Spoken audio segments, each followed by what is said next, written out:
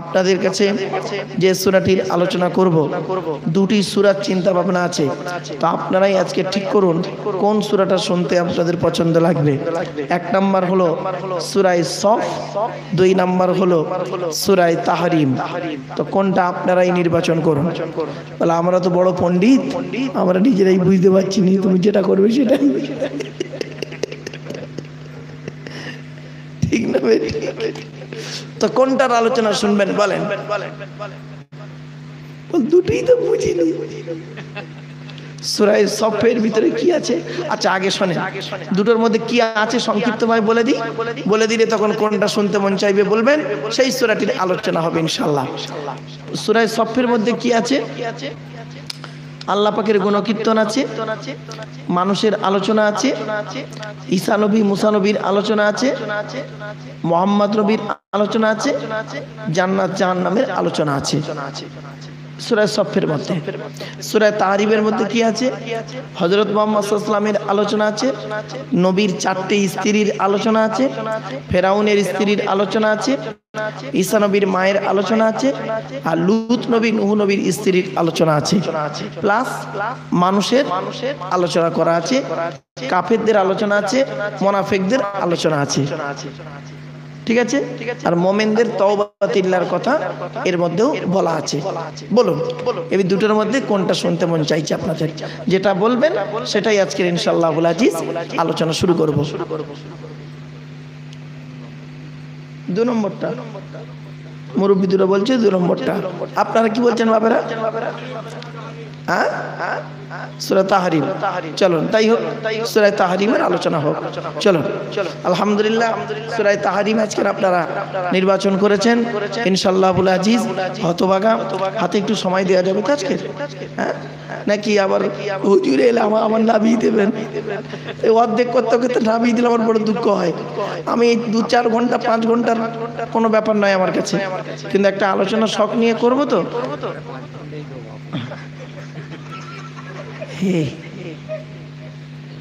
বউ ছাড়া কাউকে ভয় পাই না, বউ ছাড়া কাউকে ভয় পাই না। ও আজের আদা রসুন বেটে দেবে।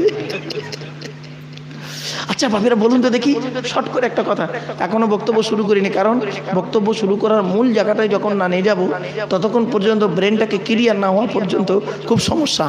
আমি গতকালকের MA সেকেন্ড ইয়ারের স্টুডেন্টদেরকে পড়াচ্ছিলাম আমার কলকাতার বাড়িতে গতকাল রাতে। এখন সব অনলাইনে পরীক্ষা হচ্ছে না, তা পড়াতে পড়াতে আমি বলছি এই ছেলে মেয়ে আর মেয়ে ছেলে পার্থক্য কি? তো একজন বলছে স্যার দুটোই তো সমান। ছেলে মেয়ে মেয়ে ছেলে, তা কি পার্থক্য? শুনে নিন,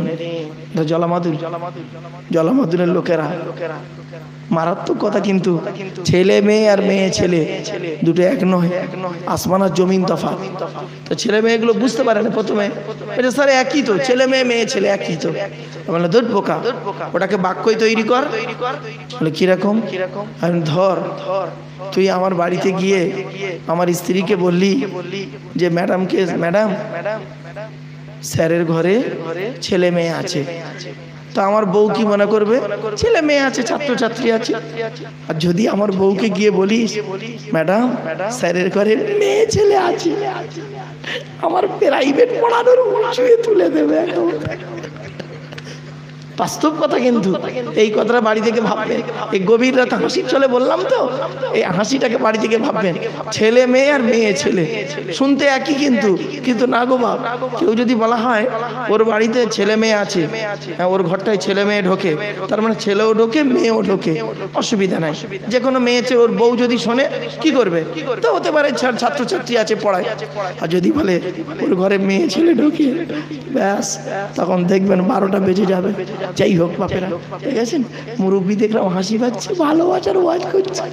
এখন ওয়াজ করিনি যদি এইরকম হয়, তাহলে ওয়াজ করলে কি হয়? হাই দেখে জিবরাইল আর মিকাইল দুটো আসছে গলা জড়িয়ে, আয় ঢোক ঢোক পেরেশান। চলেন এবার শুরু করা যাক নাকি? ঘুমটা ছেড়ে গেছে বাপ, কারণ আমাকে এই এমন একটা টাইমে এই এলাকার লোকেরা তোলে না, আমার মানুষের ঘুম ছাড়াতে আমার 10-20 মিনিট 15 মিনিট সময় চলে যায়। এই তাড়াতাড়ি দিয়ে গরম হচ্ছে, ওয়াজে তোমাকে গরম হচ্ছে। শুরুতেই যদি গরম ঘাম বেরোয়, শেষে গিয়ে কি হবে বুঝতেই পারছি না, কাপড়টা খারাপ হয়ে যায়। চলে আয় আয় আয় আয় আয় চলে চলে আয়। ও যে টুপিটা পরেছে না, যে কোনো মেয়ে দেখলে পাগলা হয়ে যাবে, চিন্তা নেই। চলো একবার তাকবীর দেন, নারায়ে তাকবীর, নারায়ে তাকবীর। চলুন এবারে স্টপ। আজকের আলোচনা হবে কোন সূরা বাপেরা, তাড়াতাড়ি আর সময় নিয়ে আছে। হ্যাঁ, সূরা তাহরিম শুনে নিন। আগে ঘটনাটা শুনে নিন, তারপর আমি একটা একটা করে আয়াত পড়বো আর সেটিং করে করে করে করে বলবো। কোরআনের তাফসীর শুনতে গেলে কিছু নিয়ম আছে। যিনি কোরআনের তাফসীর করবে বাপ, তার 25 রকমের জ্ঞান থাকতে হবে, তবে ওই লোকটা কোরআনের তাফসীর করার যোগ্যতা রাখে। খুব কঠিন জিনিস, কোরআনের তাফসীর করাও যেমন কঠিন, আর এর সম্মানটাও তত খুব বড়। লোকে বলে তাফসিরুল কোরআন, তাফসিরুল কোরআন বলে কোরআনের তাফসিরই হয় না, দুটো আয়াত নিয়ে এমাতা ওমাতা করছে আর খালি বক্তার গোজা মারতে যাচ্ছে, খালি গোজা মারতে যাচ্ছে, বাস্তব কথা। আচ্ছা বলুন তো, বক্তার গোজা মেরে কি লাভ? ধরুন আমি এক্ষুনি উঠলাম, আহমদ ভাইয়ের একদম গোষ্ঠী উদ্ধার করে দিলাম, এবারে আমার পরে কি আছে শাহনাজ ভাই নাকি, ও বসে বসে শুনে মারুফ ভাই আজকে আহমদ ভাই এরকম গোজা মারতে, আমি উঠি ওর গোষ্ঠীর হাড়ে আদা দেবো, ও উঠে বলবে ঠিক না বেটি। এবার আপনারা সাধারণ লোক, আহমদ ভাই বলেছে কোরআন হাদিস থেকে, আমিও বলবো যুক্তি দিচ্ছে কোরআন হাদিস থেকে, ও আমার আদা রসুন বাটবে, ও কোরআন হাদিস থেকে। লাস্টে আপনারা কি করবেন? ঘোড়ার ডিম উঠে পালাই চলে যাবেন, জলসাই শুনবে না। এজন্য বাপিদের উচিত হচ্ছে, আহা হুজুর আসছে, হুজুর আসছে, নারায়ে তাকবীর, নারায়ে তাকবীর। হুজুর একদম স্টেজে, স্টেজে। বেচারা খুব পেরেশানে আছে, খুব টেনশনে আছে। কই এদিক চলে আসে, এই স্টেজে আসে। আরে আরে পার্টি দেন, পার্টি দেন। হুজুরের ঘাড়ে রুমাল দিয়ে আসছে, বেচারা খুব টেনশনে আছে। কি ভাবি জান এখানে থাকে না দেশে থাকে? আলহামদুলিল্লাহ, তাহলে আর টেনশন নেই। চলেন বাপেরা, চলে এসো বাপেরা, যে যেখানে আছেন বাবাজি যুবক ভাইদেরকে আমি হাতে পায়ে ধরে বলি, আর নয় এদিকে ওদিকে সময় ব্যয় না করে এবারে চলে আসেন। সূরা তাহরিমের আলোচনা হবে, খুব গুরুত্বপূর্ণ সূরা। এত সূরাটার আলোচনা এত মজার, যে মজার আলোচনাটা বুঝতে পারবেন একটু পরে, যার জন্য যতক্ষণ না একটু শুরু হচ্ছে না ততক্ষণ পর্যন্ত কেমন কেমন লাগছে একটু। চলুন আগে আপনাদের একটু প্রথমে প্রাথমিক ধারণা দিয়ে দিই। হযরত মুহাম্মদ সাল্লাল্লাহু আলাইহি ওয়াসাল্লাম সম্পর্কে আপনাদের ধারণা আছে? তাড়াতাড়ি বলেন, হ্যাঁ বেশি বকার সময় নিয়ে। হযরত মুহাম্মদ সাল্লাল্লাহু আলাইহি ওয়াসাল্লাম সম্পর্কে আপনাদের ধারণা আছে, তাই তো? ব্যাস আসুন। নবীর বিবাহ হয়েছে কত? নবীর জন্ম হলো 570 খ্রিস্টাব্দে, আর ইংরেজি কি মাস ছিল? 29 আগস্ট। আরবি মাস ছিল রবিউল আউয়াল মাস 12 তারিখ, মতান্তরে 9 তারিখ, সোমবার শুভেচ্ছা থেকে সময় আরবের মক্কা নগরে কুরাইশ বংশে নবীর জন্ম। জোরে বলুন সুবহানাল্লাহ। এবার আসছি, নবীর বিবাহ হলো কত? 24 বছর 9 মাস কয়েকদিন, তার মানে 25 বছর বয়সে নবীর বিবাহ হলো। আরবের বিখ্যাত একজন বিধবা মহিলা, দুটো স্বামী মারা যায়, তিনি হলেন কে? খাদিজাতুল কুবরা। খাদিজার বয়স তখন 40 বছর, আর নবীর বয়স তখন কম বেশি 25 বছর। 25 বছরের 15 বছরের ছোট বড় স্বামী স্ত্রী। কত বছর? 15 বছর ছোট বড়।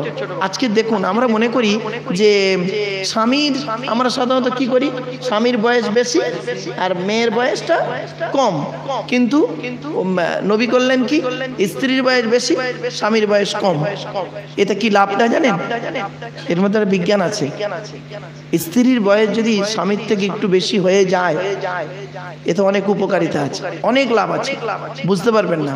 তার কারণ বলছি, আরে বেশিরভাগ সেলিব্রেট যারা আছে তাদের ম্যাক্সিমাম লোকের স্বামীর থেকে স্ত্রীর বয়স বেশি। কার কথা বলবো? এখন ইয়াং ছেলেরা আছে, ওদের কথাই আগে বলি। সচিন টেন্ডুলকার প্লেয়ার, অঞ্জলি টেন্ডুলকার, ওর থেকে 7 বছরের বয়সে বড়। শুধু তাই না, সৌরভ গঙ্গোপাধ্যায়, ওর স্ত্রীর নাম হলো কি ডোনা গাঙ্গুলি, ওর থেকে বয়সে বড়। বিশ্ব দাবাডু আনন্দ, বিশ্বনাথ আনন্দ, তার স্ত্রী তার থেকে বয়সে বড়। শুধু তাই না, আরো দেখেন, আপনার কি বলবো, ওই বলুন না, ওই অমিতাভ বচ্চনের ছেলের নাম হচ্ছে অভিষেক বচ্চন, ওর স্ত্রী হলো ঐশ্বর্য বচ্চন, ঐশ্বর্য রায় ওর থেকে 3 বছরের বড়। তো এইরকম ম্যাক্সিমাম জায়গাতে আছে। তা বলে কি তাতে সংসার হয় না? অনেক ব্যাপার আছে এর মধ্যে। যাই হোক, স্ত্রীর বয়স যদি বেশি হয়, এতে স্ত্রী সে স্বামীটাকে সুন্দর করে মানে বিভিন্ন দিকটা বুঝতে সুবিধা হয়। আর যদি দেখা যাচ্ছে 50 বছরের বুড়ো 13 বছরের মেয়ে, কিছু বুঝতে পারছে না, এ বিয়েটাই বোঝে না, আর এর মানে এ জিনিসটাই বোঝে না, আর ওর ওটা ক্ষমতাও নেই, সব শেষ, দুটোই দু অবস্থা। বাড়ি থেকে ভাববে, এখানে আর বেশি ডিসকাস করলাম না, সব মানে সিজারের বাচ্চা আছে অনেকে না, ধরে বলবে তাড়াতাড়ি, খুব চালাক। চলেন বাপেরা, খুব গোলাগুলি আর বলবো না, জাস্ট একটু অ্যাঙ্গেলে কথা বললাম। চলো চলো। তো হযরত মুহাম্মদ সাল্লাল্লাহু আলাইহি ওয়াসাল্লামের বয়স যখন 25 বছর, আর আম্মা জান খাদিজার বয়স তখন কত মা? 40 বছর। বিয়ে হয়ে গেল, নবীর সঙ্গে খাদিজার সংসার জীবন ছিল মাত্র 25 বছর। তাহলে খাদিজার বয়স যখন 65 বছর হবে, নবীর বয়স তখন কত হবে বাপ? ভুলে যাচ্ছে, 50 বছর। ব্যাস, নবীর বয়স 50 বছর, খাদিজার বয়স 65 বছর। খাদিজা ইন্তেকাল করলেন, চ্যাপ্টার ক্লোজ, চ্যাপ্টার শেষ। আল্লাহ, এবার আসছি পরের বিবাহগুলো। আল্লাহর নবীর মোট 11টা স্ত্রী, তার মধ্যে যতদিন খাদিজা বেঁচে ছিলেন দ্বিতীয় কোনো বিবাহ উনি করেননি। এখন যদি কেউ আপনাকে প্রশ্ন করে, এই তোদের মোহাম্মদ নবী নবী করিস, তোদের নবী 11টা বিয়ে করলো কেন, আপনি কি উত্তর দেবেন? খালি বলবেন নবীর সুন্নত, আল্লাহর হুকুম না। আপনাকে যুক্তি দিয়ে তাকে বোঝাতে হবে। সে হয়তো বলবে তোদের নবী করেছে কি, ওই যৌন ক্ষুধা মেটানোর জন্য বিবাহ করেছে। ওরে বোকা, বিজ্ঞান বলছে যুবকদের যৌন ক্ষুধা শুরু হয় 16 বছর 14 বছরের পর থেকে, আর থাকে কত বছর? 50 বছর, 40 থেকে 45-এর মধ্যে যৌন ক্ষুধা থাকে। এরপরে তাদের যৌন ক্ষুধা শেষের দিকে চলে যায়। তো মুহাম্মদ সাল্লাল্লাহু আলাইহি ওয়াসাল্লাম বিবাহ করেছিলেন 25 বছরের যুবক, মোহাম্মদ বিবাহ করেছিলেন 40 বছরের বিধবা মেয়েকে। উনি ইচ্ছা করলে 16 বছরের একটা সুন্দরী নারীকে বিবাহ করতে পারতেন, ঠিক না? ঠিক। শুধু তাই নয়, আরবের মানুষেরা ওনাকে বলেছিল, মোহাম্মদ তুমি কি চাও? তুমি যদি চাও একটা সুন্দরী মেয়েকে বিবাহ করতে, বলো এই আরবের সবথেকে সুন্দরী মেয়েটার সঙ্গে তোমাকে বিবাহ দিচ্ছি। আমার নবী বলেছিলেন ওটা আমার দরকার নেই। বলেছিল কি, তুমি কি সম্পত্তি চাও? তাই যদি হয় বলো, অর্ধেক আরব তোমার নামে লিখে দিচ্ছি। আমার নবী ওটাও বলেছিলেন, আমি ওটা চাইনি। তো কি চাও তুমি? নবী বলেছিলেন, রব্বি জিদনি ইলমা, ওগো আল্লাহ তুমি আমার জ্ঞানকে বাড়িয়ে দাও। জোরে বলুন। তো সেই জন্য মুহাম্মদ সাল্লাল্লাহু আলাইহি ওয়াসাল্লামের বয়স যখন 50 বছর হলো, অটোমেটিক বিজ্ঞান বলে 50 বছরের বুড়ো মানে বৃদ্ধ মানুষ, তার যৌন ক্ষুধা কোনোদিন বাড়ে না, আস্তে আস্তে নিচের দিকে চলে যায়, কমে যায়। তো মুহাম্মদ সাল্লাল্লাহু আলাইহি ওয়াসাল্লাম দ্বিতীয় বিবাহ করেছিলেন 50 বছরের বয়সের পর। তাও আবার যে মেয়েটিকে বিবাহ করেছিলেন তার নাম ছিল আয়েশা, ঠিক কিনা? আয়েশাটা কে? পরিচয়টা দিয়ে দিই। আবু বকরের কন্যা আয়েশা। আবু বকরের সঙ্গে আল্লাহর নবীর বয়সের তারতম্য কত? কে বড়? আল্লাহর নবী বয়সে বড়, আর আবু বকর হলো বয়সে ছোট। কত বছরের? 2 বছর 2 মাস 10 দিন। কত তাড়াতাড়ি, এগুলো মনে রাখবেন, মারাত্মক জিনিস। আল্লাহর নবী হলেন 2 বছর 2 মাস 10 দিনের বড় আবু বকরের থেকে। তা আবু বকর কেন, নবীজি কেন বিয়ে করলেন আয়েশাকে? শুনে নিন। একদিন খাদিজার বয়স তখন মানে মৃত্যুর কয়েকদিন আগে, খাদিজা তখন একটু অসুস্থ, আর জিবরাইল ফেরেশতা একটা ছবি এনে আল্লাহর নবীকে দেখাচ্ছে, মানে আয়েশার ছবি এনে বলছে, ইয়া রাসূলুল্লাহ এই মেয়েটা দেখতে ভালো।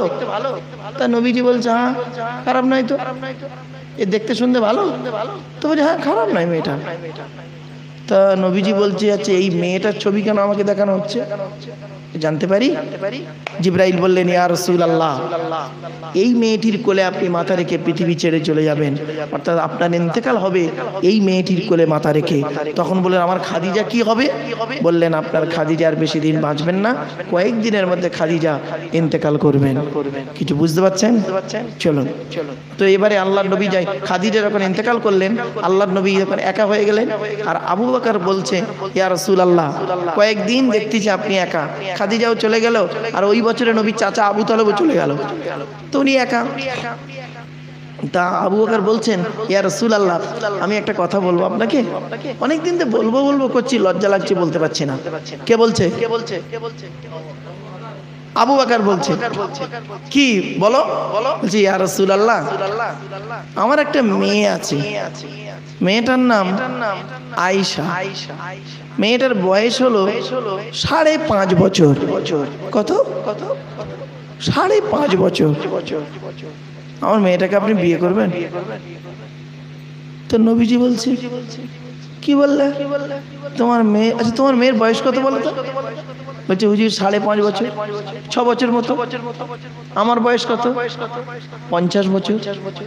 তো এটা কি সম্ভব? নবী বলছে, এটা কি সম্ভব? আচ্ছা তোমার ধান্দাটা কি বলো তো আবু বকর? কি আদর্শ দেখুন, তোমার ধান্দাটা কি? তখন আবু বকর বলছে, ইয়া রাসূলুল্লাহ, পৃথিবীতে এমন কোনো ভালো কাজ করিনি যে কিয়ামতের মাঠে আমি জান্নাত পেয়েই যাব, কিন্তু আমার একটা দৃঢ় বিশ্বাস আছে, কিয়ামতের মাঠে যেদিন বাপ তার ছেলে ছেড়ে চলে যাবে, মা তার বাচ্চা থেকে চলে যাবে, স্বামী তার স্ত্রী থেকে চলে যাবে, সেই দিন কেউ কারোর কথা মানবে না, নেবে না। সেই দিন যার কথা আল্লাহ নেবে তিনি হলেন মুহাম্মদুর রাসূলুল্লাহ সাল্লাল্লাহু আলাইহি সাল্লাম। অতএব আপনার কথাই তো সেদিন আল্লাহ নেবে।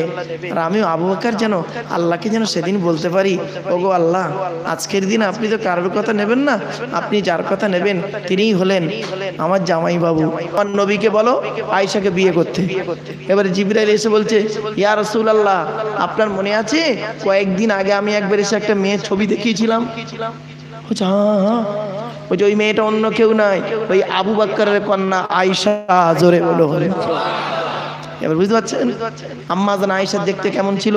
রোগা পাতলা মেয়ে, খুব রোগা পাতলা মেয়ে, মাথায় ভালো চুল ছিল না, ঠিক আছে, খুব রোগা পাতলা, মাথায় ভালো চুল ছিল না। ছোটবেলায় একটা রোগ হয় যার জন্য চুল অনেকটাই কমে যায়। তো এত ব্রেন দিয়েছিল আল্লাহ, আম্মা জান আয়েশার ব্রেনটা এত ছিল, সারা পৃথিবীর মহিলাদের ব্রেন যদি একটা পাল্লায় রাখা হয় আর আম্মা জান আয়েশার ব্রেন যদি অপর পাল্লায় রাখা হয়, আয়েশার ব্রেনের পাল্লাটা ভারী হয়ে যাবে। এত বুদ্ধিমান, আর অনেক বুদ্ধিমতী। বলে দিচ্ছি কি প্রমাণটা দেখুন। তো এবারে নবীজি করলেন কি, আয়েশাকে বিবাহ করলেন। তারপরে বিবাহ করলেন ওমরের কন্যা হাফসা। ওমর জানা আছে? ওমর ফারুকের মেয়েকে বিয়ে করলেন। সে আবার কি ইতিহাস আছে? ওমর ফারুক এসে বলছে, ইয়া রাসূলুল্লাহ, আমি তো উলঙ্গ তরোয়াল নিয়ে মদ খেয়ে এসেছিলাম আপনাকে দুটুকরো করতে। আল্লাহ আমাকে হেদায়েত করেছে আপনার ওসিলায়। তো আমি তো বড় বেয়াদবি করেছি, তা আমার তো কি হবে আমি জানি না। তা আমার একটা মেয়ে আছে, নাম হলো তার হাফসা। কি বললাম? হাফসা। আমার মেয়েটাকে আপনি বিবাহ করবেন? বলে, তোমার ধান্দাটা কি? বলছে, আমার ধান্দা ওই আবু বকরের যে ধান্দা। তো বলছে, আল্লাহ বলে দিলেন, নবী ওমরের মেয়েকেও বিবাহ করো। বিয়ে করলেন। তারপরে নবীজি বিয়ে করলেন জয়নাব বিনতে জাহাশ। জয়নাব বিনতে জাহাশ, জাহাশের কন্যা জয়নাবকে। তারপরে বিয়ে করলেন একটা দাসীকে। একটা বাদশা নবীকে একটা দাসী উপহার দিয়েছিল, সেই দাসীটার নাম ছিল মারিয়া কিপ্তিয়া। কি বললাম? এই 4টে নাম মনে রাখবেন, নইলে বেকার হয়ে যাবে আমার। মারিয়া কিপ্তিয়া, মারিয়া কিপ্তিয়া নবীর দাসী ছিল। পরে আল্লাহ পাক বললেন, নবী তুমি ওকে স্ত্রীর মর্যাদা দাও। দাসীর মর্যাদার থেকে স্ত্রীর মর্যাদাটা নারীদের কাছে খুব সম্মানিত। ঠিক না বে ঠিক? চলো, আপনার বাড়িতে আপনার একটা কাজের মেয়েটা কাজ করে, আর যদি স্ত্রী যদি কাজ করে, দুটো কিন্তু আলাদা। ঠিক না বে ঠিক? চলো, তো এবারে করলেন কি, 4 জনকে বিবাহ করলেন। আজকে আমাদের আলোচনা হচ্ছে এই সূরার মধ্যে। এই সূরার মধ্যে মোট 8টা মহিলার আলোচনা আছে। কয়টা? 8 জন মেয়ে ছেলের আলোচনা আছে, সহজ জিনিস নয়। তো প্রথমে আছে কি, নবীজির 4টে কন্যা স্ত্রী। নাউজুবিল্লাহ। নবীজির 4টে স্ত্রী কে কে? আবু বকরের কন্যা আয়েশা, ওমরের কন্যা হাফসা, জয়নাব বিনতে জাহাশ মানে জাহাশের কন্যা জয়নাব, আর মারিয়া কিপ্তিয়া। এই 4টে স্ত্রী প্রথমের দিকে আছে। আর শেষের দিকে আছে দুটো নবীর স্ত্রী, নূহ নবীর স্ত্রী ওয়াহিলা, লূত নবীর স্ত্রী ওয়াইলা। লূত নবী কে ছিল? ইব্রাহিম নবীর খালাতো ভাই।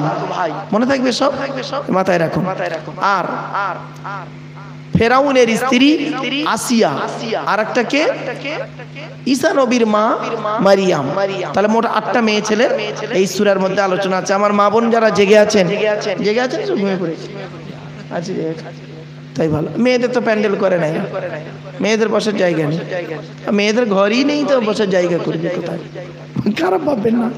আরে আমার ছাত্রী একজনকে বলছি তুই বাড়ি যাবি নি? বলছে আমি তোর বাড়ি কোথায়? তুই বর্ধমানে। তোর বাড়ি আছে? কেন স্যার বাড়ি নেই? এমন তো বাড়ি নেই, মেয়েদের কোনো ঘরই নেই। বলে সে কি? আমি বললাম তোর বাড়ি কোথায়? এখানে বর্ধমানে। বললাম দলিলটা কার নামে? আমার আব্বার নামে। কি হলো? তোর বাড়ি হলো কই? শুনে নিন, সত্যিকারে মেয়েদের বাড়ি নেই। যৌবন আসা পর্যন্ত বাপের বাড়ি, যৌবনটা থাকা পর্যন্ত স্বামীর বাড়ি, আর যৌবন চলে গেলে স্বামী মরে গেলে ছেলের বাড়ি। ঠিক না বেটি? কোথায় ঘর? আমার মা বোনরা আজকের ওয়াজটা শুনুন, বাড়ি থেকে ভাববেন। তো এবার করেছে কি, নবীজি আসরের নামাজের পর প্রতিদিন স্ত্রীদের সঙ্গে দেখা করতেন, কে কেমন আছে না আছে। একদিন এক ব্যক্তি ওই জয়নাব বিনতে জাহাজ বলে যে স্ত্রীটা, ওই জয়নাবকে মধু দিয়ে গেছে, মধু। তা উনি মনে করেছেন যে আমি আর মধুটা এখন খাবো না, আল্লাহ নবী আসরের পরে আমাদের সঙ্গে দেখা করতে আসবেন, আমি ওই মধুটা নবীকে খেতে দেবো। আচ্ছা বলুন তো এই চিন্তা ভাবনাটা ভালো না খারাপ? তাড়াতাড়ি ভালো। তো নবীজি করেছেন কি, আসরের নামাজের পরে স্ত্রীদের সঙ্গে দেখা করছে। এখন জয়নাবের ঘরে ঢুকতে জয়নাব, আম্মাজান জয়নাব করেছেন কি, নবীকে মধু খেতে দিয়েছে। এবার মধু খেতে গেলে 2-5 মিনিট দেরি হয় না? দেরি হয়েছে। ওদিকে আয়েশা আর হাফসা বাইরে ছিল, ওরা দুজনে আলোচনা করছে। কি ব্যাপার বলো তো, নবী এই জয়নাবের ঘরে ঢুকে কতক্ষণ ধরে গল্প করতেছি, কারণ বাইরে আসতে পারে না, অমুক তমুক, মানে ধারণা করছে। মেয়েদের শত্রু হলো দুটো, 1 নাম্বার হলো সতীন, আর 2 নাম্বার হলো ননদ। খুব খাতারনাক। এই বন্ধুরা, বুনেদের যদি শাড়ি চুড়ি যা দেবে, বুনেদের জামা কাপড় ছোলাচিনি যা দেবে, বউকে না যাইনে দেওয়াটাই উত্তম। আর এ তো বউ পাগলা বিবির গোলাম। বোনকে একটা দিচ্ছে, শাড়ি দিচ্ছে, বউকে জানিয়ে সোনা ও সোনা এটা আমার বোনকে দিচ্ছি, ওর কলজে ফেটে যাবে বলে দিলাম।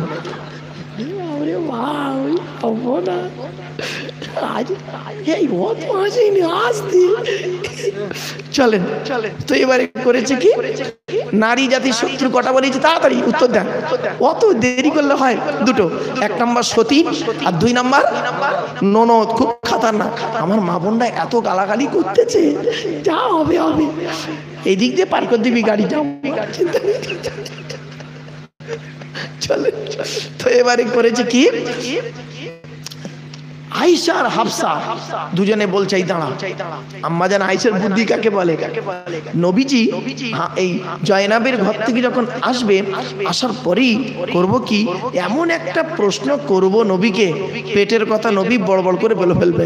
সাদামাটা মানুষ নবী, নবী ছিল সাদামাটা লোক, একদম সাদামাটা মানুষ। নবী পেঁয়াজ জিনিসটা পছন্দ করতেন না, একদম সাদামাটা, বেশি কথাও বলতেন না, প্রয়োজন ছাড়া চুপচাপ শান্ত প্রকৃতির মানুষ ছিলেন নবীজি। তো বাপেরা যারা নবীকে স্বপ্নে দেখেছেন, কলিজা ঠান্ডা হয়ে যাবে, দেখলেই মনে হবে শান্ত প্রকৃতির মানুষ, একদম শান্ত প্রকৃতি, ভদ্রনম্র, সাদামাটা, শান্ত প্রকৃতি। এবারে নবীজি জয়নাবের ঘরে মধু খেয়ে এসছে, আসার পরে আম্মাজান আয়েশার হাফসা দাঁড়িয়ে আছে। তা আয়েশার হাফসার মধ্যে একজন বলছে আসসালামু আলাইকুম।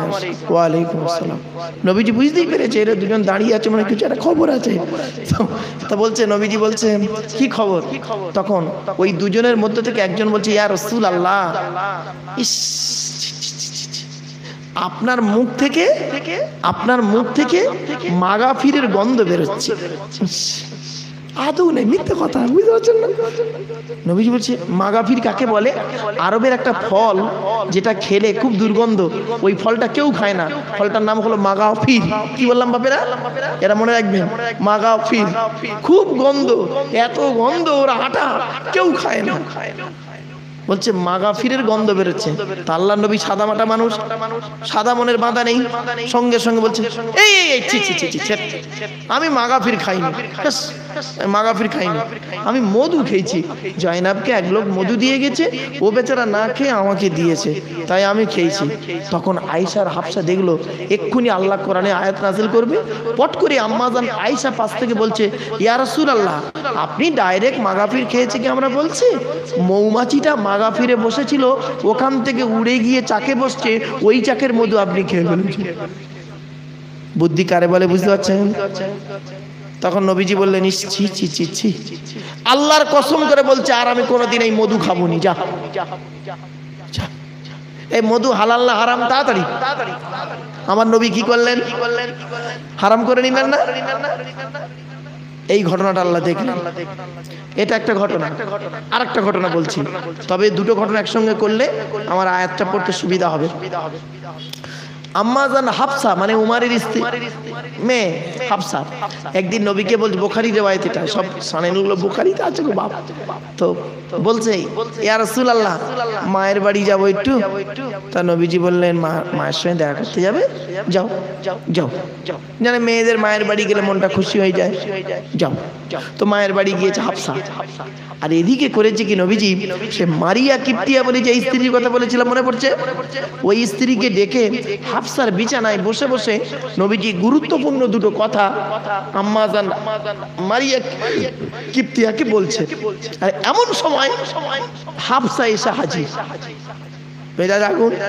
হাফসা এসে দেখছি আমার বিছানায় নবীজি অন্য একটা স্ত্রী বাঁধি দাসী তাকে নিয়ে বসে গল্প করছে। মনটা খারাপ হয়ে গেছে আম্মাজান হাফসা। তখন নবীজি বুঝতে পেরেছে হাফসা মনে দুঃখ পেয়েছে। তখন নবীজি হাফসাকে বলছে, হাফসা কিছু মনে করো না, ওকেই এই ঘরে বসে খুব গুরুত্বপূর্ণ দুটো কথা বলছিলাম, ঠিক আছে? তুমি খারাপ ভেবো না, আর কিছু মনে করো না, হ্যাঁ? আর তুমি এই কথাটা অন্য আর কাউকে বলো না, তাহলে সে বেচারা ওকে বলে দেবে, ও মনে দুঃখ পাবে যে উনিও নবীর স্ত্রী আমিও নবীর স্ত্রী, ওনার গিয়ে বিছানায় একটু বসেছি বলে উনি এরকম মনে দুঃখ পেলো, এটা মনে দুঃখ হয়ে যাবে। আমার আম্মাজান হাফসা করেছে কি, কথাটা পেটে না রেখে গোপনে গোপনে আয়েশাকে বলে দিয়েছে, বুঝতে পারছেন? আর আম্মাজান আয়েশার ধারণা ছিল আমি যে আয়েশাকে বলছি, এই হাফসার ধারণা ছিল আমি যে আয়েশাকে বলছি, আয়েশা তো জীবনে নবীকে বলবে না, নবী জানতেই পারবে না। ব্যাস, ঘটনা এই পর্যন্ত শেষ। এবারে নবীজি একদিন জোহরের নামাজ পড়ে বের হয়েছে, বের হতেই জিবরাইল ফেরেশতা এসে বলছে, ইয়া রাসূলুল্লাহ, আপনি আপনার স্ত্রী হাফসাকে একটা গোপন কথা বলেছিলেন? তো বলছে, হ্যাঁ। বলছে ওই হাফসা কথাটা পেটে না রেখে ওটা আয়েশাকে বলে দিয়েছে, বলেই জিবরাইল চলে গেছে। এবার নবীজি জোহরের নামাজ পড়ে আম্মাজান হাফসার ঘরে ঢুকেছে, ঢুকে বলছে, হাফসা এই তোমাকে একটা কথা বললাম, গোপন কথা, তুমি ওটা পেটে না রেখে গোপনে গোপনে আয়েশাকে বলে দিলে। আর মেয়েদের একটা অভ্যাস হলো কি জানেন, যদি আপনি ওকে ভুল ধরিয়ে দেন ও কিন্তু সহজে রাজি হবে না। ওটাকে কে বলেছে তোমার যত ফালতু ফালতু কথাগুলো, স্বাভাবিক দেখবেন একদম বাস্তব কথা। যেই নবীজি হাফসাকে বলেছেন, হাফসা তোমাকে একটা কথা বললাম, তুমি এটা গোপনে আয়েশাকে বলে দিলে, কথাটা পেটে রাখতে পারলে না। যেই বলেছে নবী আম্মাজান হাফসা নবীকে বলছে, ইয়া রাসূলুল্লাহ, এই আমি আয়েশাকে কথাটা বলেছি, আপনাকে কে বললো বলুন তো? মনে করে জানতে পারবে না। নবীজি বলছে, দেখো চিৎকার করবে না, আমাকে কে বললো? আমার আল্লাহ পাক আমাকে ওহীর মাধ্যমে জানিয়ে দিয়েছে। চলো এই দুটো ঘটনাকে কেন্দ্র করে এই সূরার নাম হয়েছে সূরা তাহরীম। এবার আয়াতগুলো পড়ি আর একটা একটা করে মানে করে যাচ্ছি। দেখুন প্রথমে কি ঘটেছিল, নবীজি কি বলেছিল, মধু খাবো না, আল্লাহর কসম করে বলছে আমি আর মধু খাবো না। ব্যাস, যখন বললো সঙ্গে সঙ্গে আল্লাহ পাক জিবরাইলকে পাঠালেন, সূরার প্রথম আয়াত নাযিল হলো, ইয়া আইয়ুহান নাবিয়্যু লিমা তুহাররিমু মা আহাল্লাল্লাহু লাকা তাবতাগী মারদাতা আজওয়াজি ওয়াল্লাহু গফুরুর রহিম। আল্লাহু আকবার।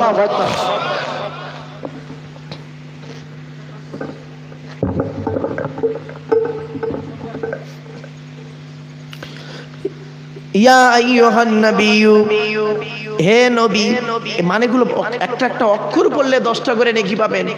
আমি একটা একটা করে অক্ষরের মানে করছি বাপেরা, শব্দের মানে করছি, আর আপনারা বসে বসে নেকি উপার্জন করছেন।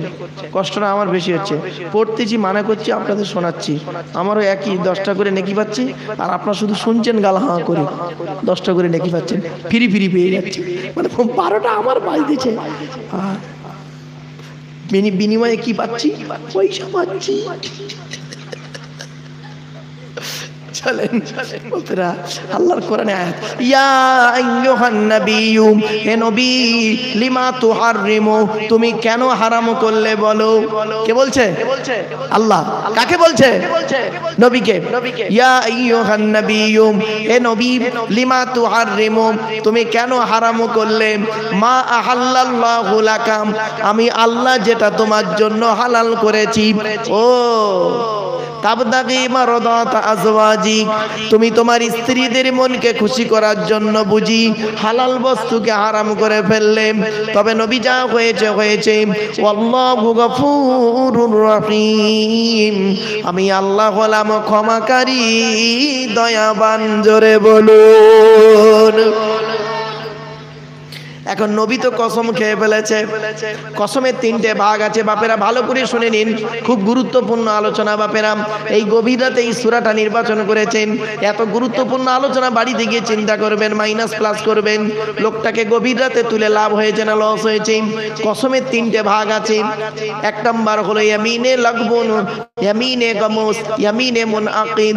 ধরুন আমি আপনাদের সামনে কসম খাচ্ছি, আল্লাহর কসম করে বলছে এই মুহূর্তে এক্ষুনি স্টেজে সওবান সিদ্দিকী সাহেব আসছেন। আচ্ছা আমি কসম খেলাম তো ভাই, আরে বলুন না, কিন্তু দেখা যাচ্ছে লোক যে আসছে সে শাহনওয়াজ মন্ডল সাহেব আসছে, তাহলে আমার কসম খাওয়াটা বেকার হলো না? তো এইরকম কসম আপনারা জীবনে কোনোদিন খাননি, চলার জীবনে হয়ে গেছে এরকম। এই কসমকে আরবিতে বলে ইয়ামিনে লাগবুন, বেকার কসম। এই কসমের জন্য ইমাম আবু হানিফার মতে কোনো গোনা হবে না, কোনো কাফফারাও বা জরিমানা দিতে হবে না, কিন্তু ইমাম শাফির মতে গোনা হবে, কাফফারা দিতে হবে না। ইমাম আবু হানিফার মতটা কত সহজ দেখুন, বাড়ি থেকে ভাববেন। 2 নম্বর কসমটা হলো ইয়ামিনে গামুস, অতীতকালে কোনো সত্য ঘটনার উপরে মিথ্যা কসম খাওয়া। ধরুন আমি একটা বস্তু চুরি করেছি, আপনারা আমাকে ধরে বললেন এই আব্দুল্লাহ গিলে মারুফ, তুই এই বস্তুটা চুরি করেছিস কিনা বল। আমি বললাম আল্লাহর কসম করে বলছি আমি চুরি কোনোদিনই করিনি, কিন্তু আদৌ সত্যিকার আমি কিন্তু চুরি করেছি। তাহলে অতীতকালে সত্য কোনো ঘটনার উপরে মিথ্যা কসম খাওয়া, এই কসমকে আরবিতে বলা হয় ইয়ামিনে গামুস। এই রকম কসম আপনাদের জীবনে অনেকে খেয়েছেন কিনা বলুন? হয়নি? হয়েছে। এই কসমের জরিমানা কি শুনে রেখে দিন। ইমাম আবু হানিফার মতে হচ্ছে কি জানেন, গোনা হবে, কাফফারা দিতে হবে না, কিন্তু ইমাম শাফির মতে গোনাও হবে, কাফফারাও দিতে হবে। এবার বুঝতে পারছেন, খালি ইমাম শাফির মত মানবেন, দেখেন না হা কেমন, অনেকে জানে না তো। 3 নাম্বার কসমটা হলো কি ইয়ামিনে মুনআকিদ, ভবিষ্যৎকালে কোনো কাজে করা বা না করার উপরে কসম খাওয়া। ধরুন আমি আপনাদের সামনে কসম করে বললাম, আল্লাহর কসম করে বলছি এই লোকটার সঙ্গে আমি কথা বলবো না, তাহলে আমি কসম খেলাম তো? আরে ভাই বলুন না, খেলাম। এখন যদি লোকটার সঙ্গে কথা বলি, আমার কি করতে হবে শুনে নিন। কাফফারা দিতে হবে, জরিমানা দিতে হবে। কসমের জরিমানা কি কি শুনে নিন। কোরআন জানিয়ে দিয়েছে ফাকাফারাতু ইতামু আশরাতি মাসাকিন মিন আওসাতি মা তুতিমুনা আহলিকুম আও কিসওয়াতুহুম আও তাহরিরু রাকাবা ফামান লাম ইয়াজিদ ফাসিয়ামু সালাসাতি আইয়াম। সূরা মাইদার 89 নম্বর আয়াতে বলা হয়েছে কসমের কাফফারা হলো কি জানেন? 1 নাম্বার হলো 10টা ফকির খাওয়াতে হবে আমাকে, অথবা 10টা ফকিরকে কাপড় দান করতে হবে, অথবা একটা গোলাম আজাদ করতে হবে। তাও যদি না পারি কমসে কম 3টে রোজা রাখতে হবে, তবে কসমের কাফফারাটা আদায় হবে। এ বন্ধু, চলার জীবনে এরকম কত কসম খেয়েছেন, তার তো কোনো ঠিক নেই। স্বামী স্ত্রী সংসার করেছেন, জলামাদুলের ছেলে তুমি নবাবপুরের মেয়েকে বিয়ে করেছো, চামড়াটা সাদা বলে বিয়ে করেছো, মনে করেছো আমার শ্বশুর হবু শ্বশুর মশাইয়ের দিল্লি দিল্লিতে একটা সোনার দোকান আছে, একলা বাপের একটা মেয়ে, বুড়োটা মারা গেলেই মালটা পাবো, কিন্তু দেখা যাচ্ছে সোনার দোকানটা ওর নয়, ও দোকানের কারিগর। বিয়ের পরে শুনছে দোকানের কারিগর, জামাইয়ের মাথায় বজ্রা। কিছুদিন পরে শ্বশুরটা মারা গেছে। আরে বেটা দাবি করেছিল তোমার বাপ দেবে বলেছে মোটরসাইকেল, কিন্তু মেয়েটার বাপটা মারা গিয়েছে আর বেচারা মোটরসাইকেল দিতে পারেনি। সেই দিন থেকে রেগে রেগে আছে, বইয়ের ওপরে রাগ করেন, চলতে ফিরতে উঠতে বসতে স্ত্রীকে জ্বালা যন্ত্রণা দিচ্ছে। একদিন মেয়েটা করেছে কি বলছো, প্রাণের স্বামী চলো না আব্বা জানের 40 হবে, একটু বাড়িতে যাই। এ হারাম কোটটা করলো কি, রেগে মেগে বললো আল্লাহর কসম করে বলছি তোর বাপের বাড়ি যাবো না। কি বললো, আল্লাহর কসম করে বলছি তোর বাপের বাড়ি যাবো। তো মেয়েটার কি করবে, বাপ নেই, স্বামী যাবে না বলেছে, তুমি যদি না যাও আমি আর যাবো না। ভালো, ও ছোট মেয়েটার একটা ভাই ছিল, জয়পুরে থাকে। 10 বছর বয়স তখন তার, ঠিক তার 15 বছর পর, মানে 10 বছর বয়সে বাপ মারা গেছে, আর 15 বছর হলে মানে কত হবে, 25 বছর। 15 বছর পর, 15 বছর ওর শ্বশুর বাড়ি যায়নি, কসম করেছে যায়নি।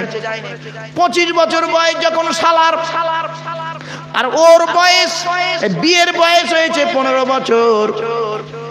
এখন 15 বছর পরে করেছে কি, নতুন শালা, বড় শালা জয়পুর থেকে বাড়ি এসে করেছে কি, বোনাইকে দুলাভাইকে একটা ফোন লাগিয়েছে, আসসালামু আলাইকুম দুলাভাই।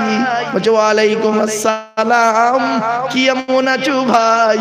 তো শালা বাবু তখন বলছে দুলাভাই আমি 15 বছর পরে জয়পুর থেকে বাড়ি এসেছি, তোমার জন্য কলকাতা থেকে একটা অ্যান্ড্রয়েড মোবাইল সেট নিয়ে এসেছি, 30,000 টাকা দাম।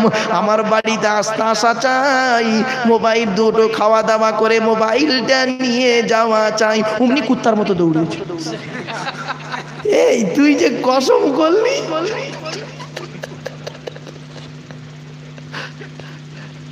ঠিক না বেটি? এই তো না, তুই যে কসম করলি, কাপড়ের তুমি কে? বাপেরা বাড়ি থেকে ভাববেন এখন আবার কসম, অনেক রকমের কসম বেরিয়েছে।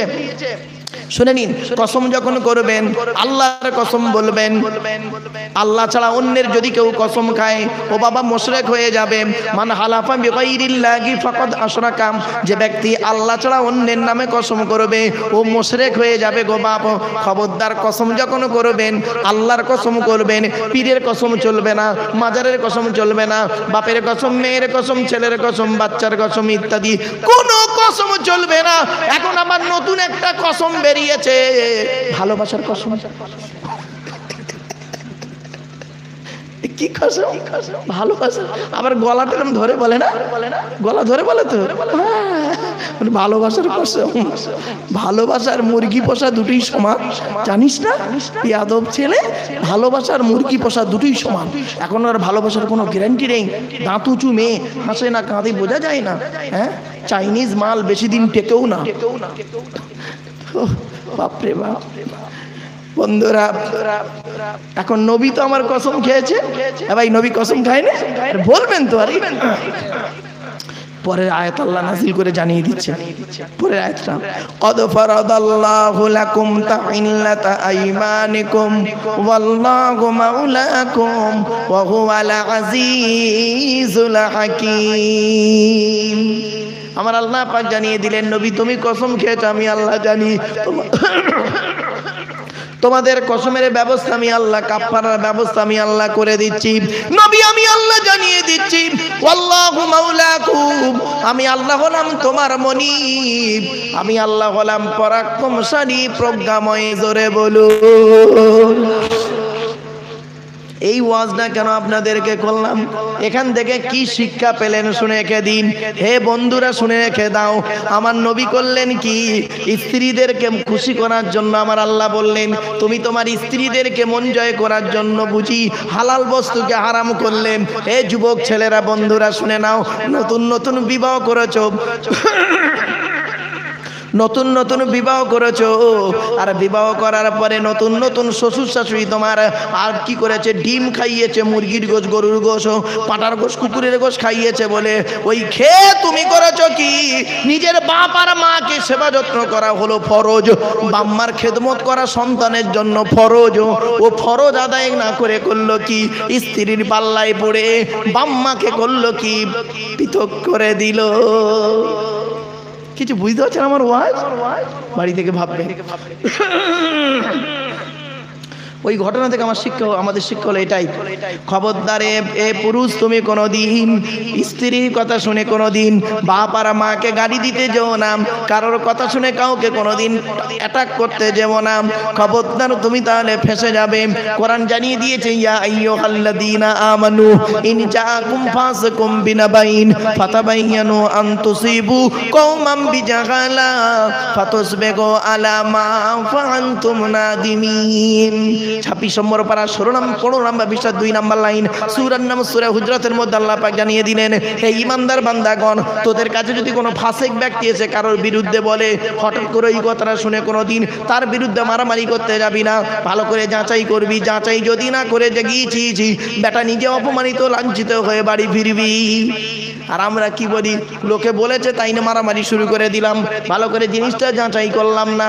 এই জন্য বন্ধুদের বলে যাচ্ছি, কোনো কথা যখন শুনবে বন্ধু যাচাই করবে, আর নইলে করে যে কি, ছেলেটার বাড়ি হলো এই হুগলি জেলাতে গো বাপ, তার বেচারা করোনা হয়নি, সর্দি কাশি হয়েছিল, ছেলেটা থাকে আহমেদাবাদ আর মেয়েটা থাকে দেশের বাড়িতে।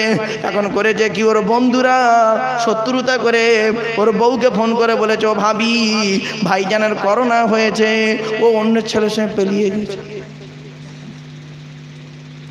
অন্য ছেলের সঙ্গে পালিয়ে গেছে। ছেলেটা আমার ফোন করে বলছে, হুজুর আমার বউ চলে গেছে, কি করে আনবো? আর কি করে গেল ভাই? বলছে আমার করোনা হয়নি, আমার বন্ধুর আমার বউকে বলেছে করোনা, মিচি বলেছে করোনা হয়েছে, সে অন্য ছেলের সঙ্গে পালিয়ে গেছে, হুজুর আমি এখন কি করব? তুই আর ফেরানোর চেষ্টা করিসনি, জানবি ও মালটা তোর ছিল না, তোর যেটা ছিল না, তোর যে থাকবে সে থাকার লোক থাকবে, আর যে চলে গেছে মানবি ওকে আর ফিরিয়ে আনার চেষ্টা করিসনি, তাহলে আর ফিরিয়ে আসবে না সহজে, কারণ জীবনের প্রথম প্রেম কেউ সহজে ভোলে না। বাপরে বাপ। চলো এবারে নবীজি কি করেছিল মনে আছে? একটা স্ত্রীর কাছে একটা কথা বলেছিল, মনে পড়ছে? আম্মা জান হাফসার কাছে একটা কথা নবী বলেছিলেন, সেই কথা না আম্মা জান হাফসা পেটে না রেখে আয়েশা কি বলে দিয়েছিলেন। আল্লাহ পাক কোরআনের আয়াত নাযিল করলো, 3 নাম্বার আয়াতে বার হচ্ছে, ওয়া ইদ আসাররান নাবিয়্যু ইলা বা'দি আজওয়াজিহি হাদিসা ফালাম্মা নাব্বাআত বিহি ওয়া আযহারাহু আল্লাহু আলাইহি আররাফা বা'দাহু ওয়া আ'রাদা بعض فلما نبأها به قالت من أنبأك هذا قال نبأني العليم الخبير الله أكبر ওয়াইদ আসররান নাবিয়্যু, নবী যখন গোপন কথা বলেছিল, ইলা বাদি আজওয়াজিহি হাদিসা, কোন এক স্ত্রীর কাছে কিছু গোপন কথা বলেছিল, ফালাম্মা নাব্বাআত বিহি, ওই স্ত্রী অন্যকে সেটা বলে দিল, ওয়া আযহারাহুল্লাহু আলাইহি, আল্লাহ পাক নবীকে সেটা প্রকাশ করে দিলেন, আররাফা বাদাহু ওয়া আরাদা আন বাদ, আমার নবী ওই স্ত্রীকে কিছু কথা বলেছিলেন হাফসাকে, আর বাকি বেশি কিছু বকেননি, কারণ জানে মেয়ে ছেলে উল্টো পাল্টা ধারণা করে ফেলবে, এমনিতেই বুদ্ধি কুদের কম, আর এখানেই যদি আরো বলি তাহলে ঝামেলা তৈরি হবে। আমার নবী সংক্ষেপে কথাটা বলেছিল, আই হাফসারি তোমাকে একটা কথা বললাম, তুমি ওটা গোপন পেটে না রেখে আয়েশাকে বলে দিলে। এই কথা যখন বললো, ফালাম্মা নাব্বাআহা বিহি ক্বালাত মান আম্বাকা হাযা, হাফসা তখন বলছেন মান আম্বাকা হাযা, আমি আয়েশাকে বলেছি, আপনাকে কে বলল বলুন তো? আল্লাহর নবী বললেন, ক্বালা নাব্বানি আল আলিমুল খবীর, ওরে হাফসা আমাকে আমার আল্লাহ পাক ওহীর মাধ্যমে জানিয়ে দিয়েছে। আচ্ছা এই ওয়াজ কেন করছি? এই আয়াত থেকে কি শিক্ষা নিলাম? এখান থেকে মশলা বের হয়ে এলো, ওই সমস্ত পুরুষরা হবে জাহান্নামী যারা স্বামী স্ত্রীর গোপন কথা বন্ধুদের সঙ্গে আলোচনা করে। ওই সমস্ত মেয়েরা হবে জাহান্নামী যারা স্বামী স্ত্রীর গোপন কথাবার্তা বান্ধবীদের সঙ্গে আলোচনা করে। ওই সমস্ত মেয়েরা হবে জাহান্নামী যারা কি করে আমানতের খেয়ানত করতে পারে না। শুনে রেখে দিন, আমানতের খেয়ানত, আমানত কাকে বলে? আমানত ব্যক্তি হতে পারে, বস্তু হতে পারে, জায়গা হতে পারে, আর কি কথা হতে পারে। আমি এই মোবাইলটা ভাইয়ের কাছে আমানত রাখলাম, এটা হলো বস্তু আমানত রাখলাম। আমি কিছু টাকা ওর কাছে আমানত রাখলাম, টাকা আমানত হলো। ব্যক্তি আমানত রাখলাম। আমার বাচ্চা মেয়েটা ওর বাড়িতে বললাম, ভাই তোর বাড়িতে রেখে একটু লেখাপড়া শেখাস, আমি গরিব মানুষ। এখন আমার মেয়েকে নিয়ে যদি ও নোংরা পথে নিয়ে চলে যায়, ও আমানতের খেয়ানত করলো। বাড়িতে গিয়ে চিন্তা করবেন মুসলমানের বাচ্চারা। 4 নাম্বার হলো কি জানে? আমি ওর কাছে একটা কথা রাখলাম, বন্ধুরে এই কথাটা তোকে বললাম, আদার্স আর পৃথিবীর কোনো কাউকে বলিনি, তুই যেন কাউকে বলতে যাস না। ও করলো কি, আমার দুর্বলতার সুযোগ নিয়ে অন্যকে বলে দিল, ও হলো আমানতের খেয়ানতকারী। এরকম কত মানুষ আছে দেখবেন, পাকা দাড়ি, গালে দাড়ি, মাথায় টুপি, হাজি সাহেব, জমির আলচুরি থেকে শুরু করে আমানতের খেয়ানত করে বসে আছে। ঠিক না বেটি? এই জন্য বাপেরা বাড়িতে গিয়ে চিন্তা করবেন। এখন ঝামেলাটা হয়েছে কার? মেয়েকে নিয়ে। উমারের মেয়ে হাফসাকে নিয়ে বেশি ঝামেলা, তাই তো নাকি? বলুন না রে ভাই। এই ঘটনা ঘটার পর নবীজি 29 দিন, কতদিন? 29 দিন স্ত্রীদের সঙ্গে ভালো কথা বলতেন না। কেন কথা বলতেন? মেয়েদেরকে একটা কথা বললাম, পেটে কথা না রেখে অন্যকে বলে দেয়। 29 দিন নবীজি স্ত্রীদের সঙ্গে ভালো কথাবার্তা বলতেন না। কেউ যদি দেখা করতে আসতেন, আসসালামু আলাইকা ইয়া রাসূলুল্লাহ, সালামের জবাব দিয়ে বলতেন, ভালো আছে? হ্যাঁ ভালো আছে। তোমরা ভালো আছো? খুব দুঃখ পেলেন নবীজি। এই সামান্য জিনিস একটা কথা বললাম, মেয়েকে মনটা খারাপ। 29 দিন পর কি ঘটনা ঘটছে দেখুন। 29 দিন পর আল্লাহ পাক জিবরাইলকে পাঠালেন। জিবরাইলকে বলে দিলেন, জিবরাইল চলে যাও, আয়েশা আর হাফসাকে বলো তওবা করতে। আয়েশা আর হাফসাকে তওবা করতে বলো। আর যদি ওরা তওবা না করে, ওরা যদি বলে কেন আমরা তওবা করব, কেন হাফসা হলো উমারের কন্যা আর আয়েশা হলো আবু বকরের কন্যা, দুজনেই যদি বাপের গরমে যদি বলে আমরা কেন তওবা করব, তখন খালি এতটুকুই বলবে যে তোমাদের অন্তর দুটো অন্যদিকে ঝুঁকে যাচ্ছিল, পৃথিবীর কোনো মানুষ জানতে পারেনি, আল্লাহ পাক জানতে পেরেছে। আল্লাহ ভালো চাই বলেই তোমাদের দুজনকে তওবা করে নিতে বলেছে। আর এর পরেও যদি ওরা আমার নবীর বিরুদ্ধে ষড়যন্ত্র করে, তাহলে তুমি বলে দেবে জিবরাইল যে হে আয়েশা আর হাফসা, তোমরা দুজনেই শুধু নবীর স্ত্রী মনে করো না, সাহায্যকারী বলে মনে করো না। আমি আল্লাহ হলাম আমার নবীর সাহায্যকারী। শুধু আমি আল্লাহ নয়, আমার জিবরাইল ফেরেশতাও নবীর সাহায্যকারী। শুধু আল্লাহর জিবরাইল নয়, পৃথিবীর সমস্ত নেক মোমেন বান্দারা নবীর সাহায্যকারী। শুধু নেক মোমেন বান্দারা নয়, আমি আল্লাহ, জিবরাইল, নেক মোমেন বান্দারা আর পৃথিবীর সমস্ত ফেরেশতা আল্লাহর নবীর সাহায্যকারী। জোরে বলুন। আয়াতটা পড়ি, মানে করি। ইন তাতুবা ইলাল্লাহি ফাকাদ সাকাত কুলুবুকুমা ওয়া ইন তাযাহারা আলাইহি ফাইন্নাল্লাহা হুয়া মাওলাহু ওয়া জিবরিলু ওয়া সালিহুল মুমিনিন ওয়াল মালাইকাতু বা'দা যালিকা যাগীর। এর বাংলা মানেটা করি, ইন তাতুবা, আল্লাহ পাক বললেন তোমরা দুজনে যদি তওবা করেছো তো ভালো, ইলাল্লাহি, আল্লাহর কাছে তওবা করো। কেন করবে? ফাকাদ সাকাত কুলুবুকুমা, তোমাদের অন্তর দুটো অন্যদিকে ঝুঁকে যাচ্ছিল। কি ঝুঁকে যাচ্ছিল শুনে নিন, আল্লাহ পাক জানিয়ে দিচ্ছে কি ঝুঁকে যাচ্ছিল। বুঝতে পারোনি? সেই নবীজি যখন জায়নাবের ঘরে ঢুকে মধু খাচ্ছিল আর আয়েশা আর হাফসা যুক্তি করছিল, অন্যরকম ধারণা করছিল, পৃথিবীর কোনো মানুষ জানতে পারেনি, আমি আল্লাহ জানতে পেরেছি। আবার সেই মারিয়া কিপ্তিয়াকে নিয়ে যখন হাফসার বিছানায় বসে গল্প করছিল, হাফসা তুমি অন্য ধারণা করছিলে, সুতরাং ভালো চাইছি আমি আল্লাহ বলে দিলাম, দুজনে তওবা করো। আর তওবা যদি না করে ওয়াইন তাযাহারা আলাইহি, নবীর বিরুদ্ধে যদি কিছু মনে করেছো বা করার চিন্তা ভাবনা নিয়েছো, ফা ইন্নাল্লাহা হুয়া মাওলাহু, মনে রাখো আমি আল্লাহ হলাম আমার নবীর সাহায্যকারী। ওয়া জিবরিলু, জিবরাইল ফেরেশতা নবীর সাহায্যকারী। ওয়া সালিহুল মুমিনিন, আল্লাহর নেক মুমিন বান্দারা হলো নবীর সাহায্যকারী।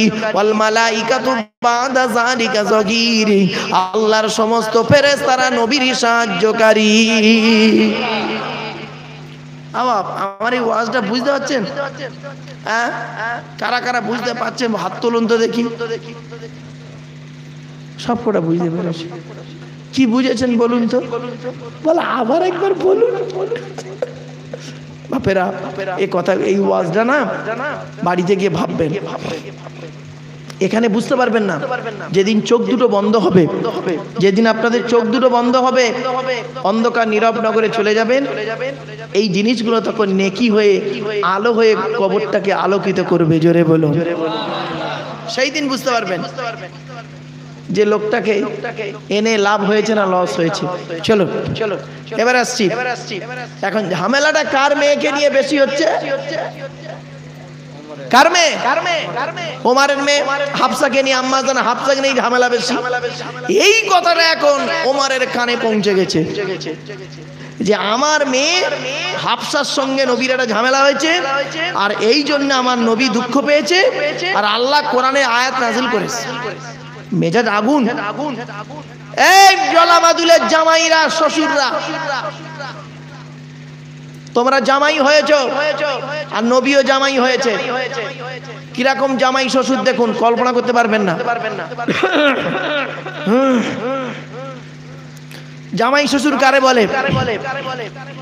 নবীজি উপরে যখন এই আয়াত নাযিল হয়েছে, হযরতে ওমর ফারুক রাদিয়াল্লাহু তাআলা আনহুর কানে পৌঁছে গেছে আমার মেয়ে হাফসাকে কেন্দ্র করে কোরআনের আয়াত নাযিল হয়েছে। সঙ্গে সঙ্গে নবীজি এই ওমর রেগে বারুদ, মেয়ের উপরে রেগে গেছে। সঙ্গে সঙ্গে হযরত ওমর করেছে কি? ওমরের স্ত্রী হাফসার মাকে বলছে, এই হাফসার মা, আমি আসছি। হাফসার মা মনে করেছে রাগী মানুষ, কোথায় কার বাড়িতে কি করে ফেলবে তার কোনো ঠিক নেই। কোথায় যাচ্ছেন আপনি জিজ্ঞাসা করেছে। আচ্ছা বলুন তো, এই পরিস্থিতিতে আপনি হলে কি করতেন? আপনি হলে কি করতেন?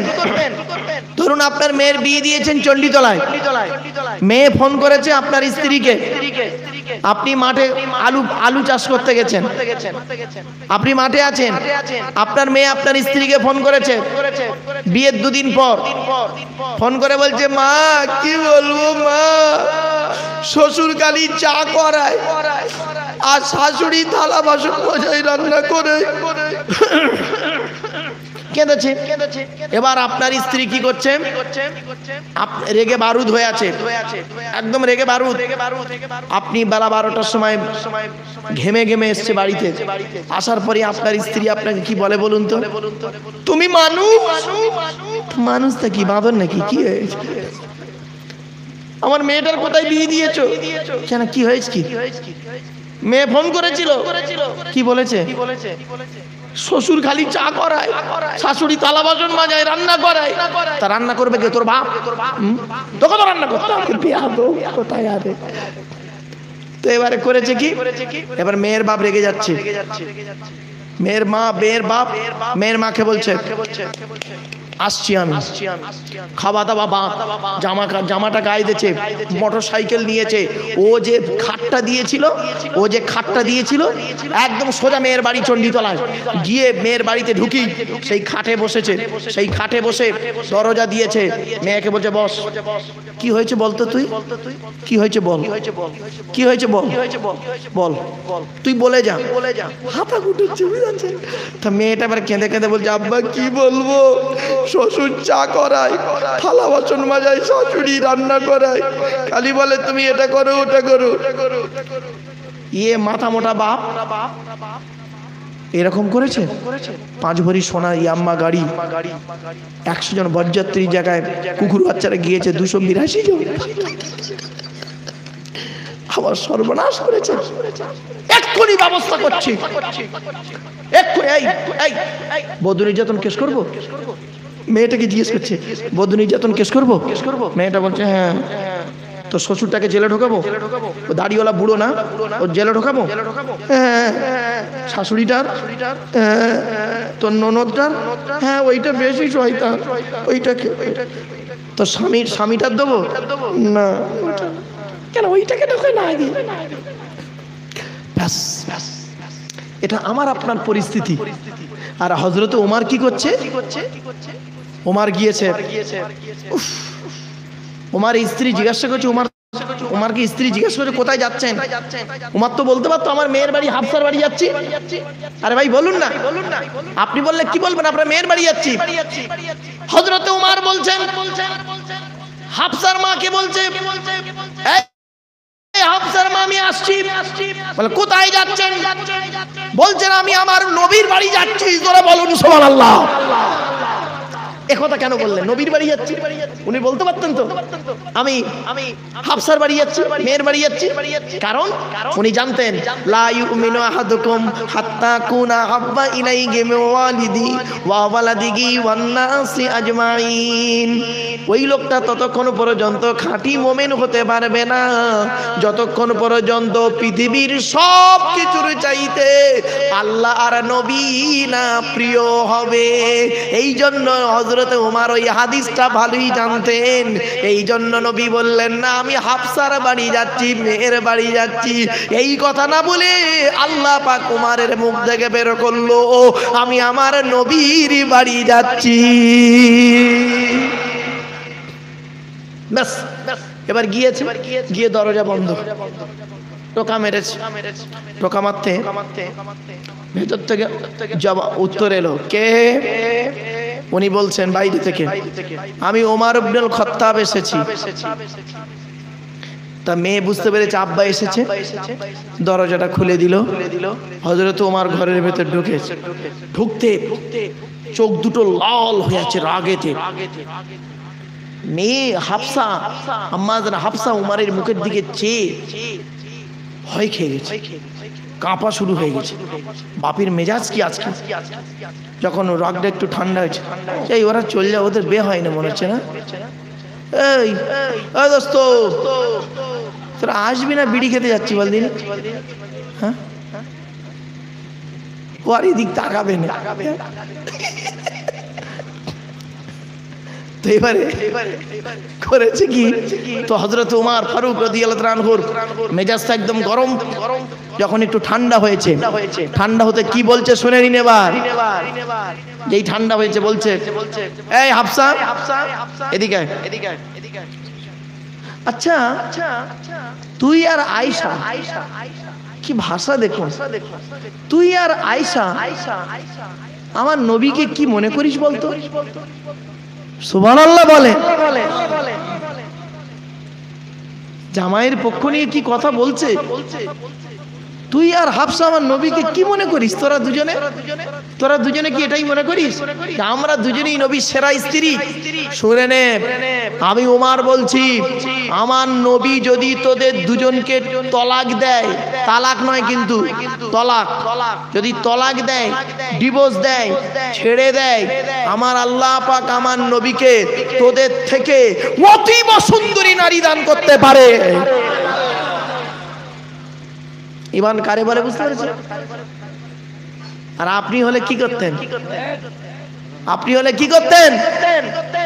আপনার মেয়েকে কি বলতেন? তো চিন্তা নেই মা, এখান থেকে ডিভোর্স নেব, আজকে ডিভোর্স পেপার করব, কালকের আমি প্রধানের ছেলে খোঁড়া, একটা ল্যাংড়া খোঁড়া মাল রয়েছে, হ্যাঁ বেকার মাল, তার সঙ্গে বেঁধে দেবো। বোকার কথা গাড়ি।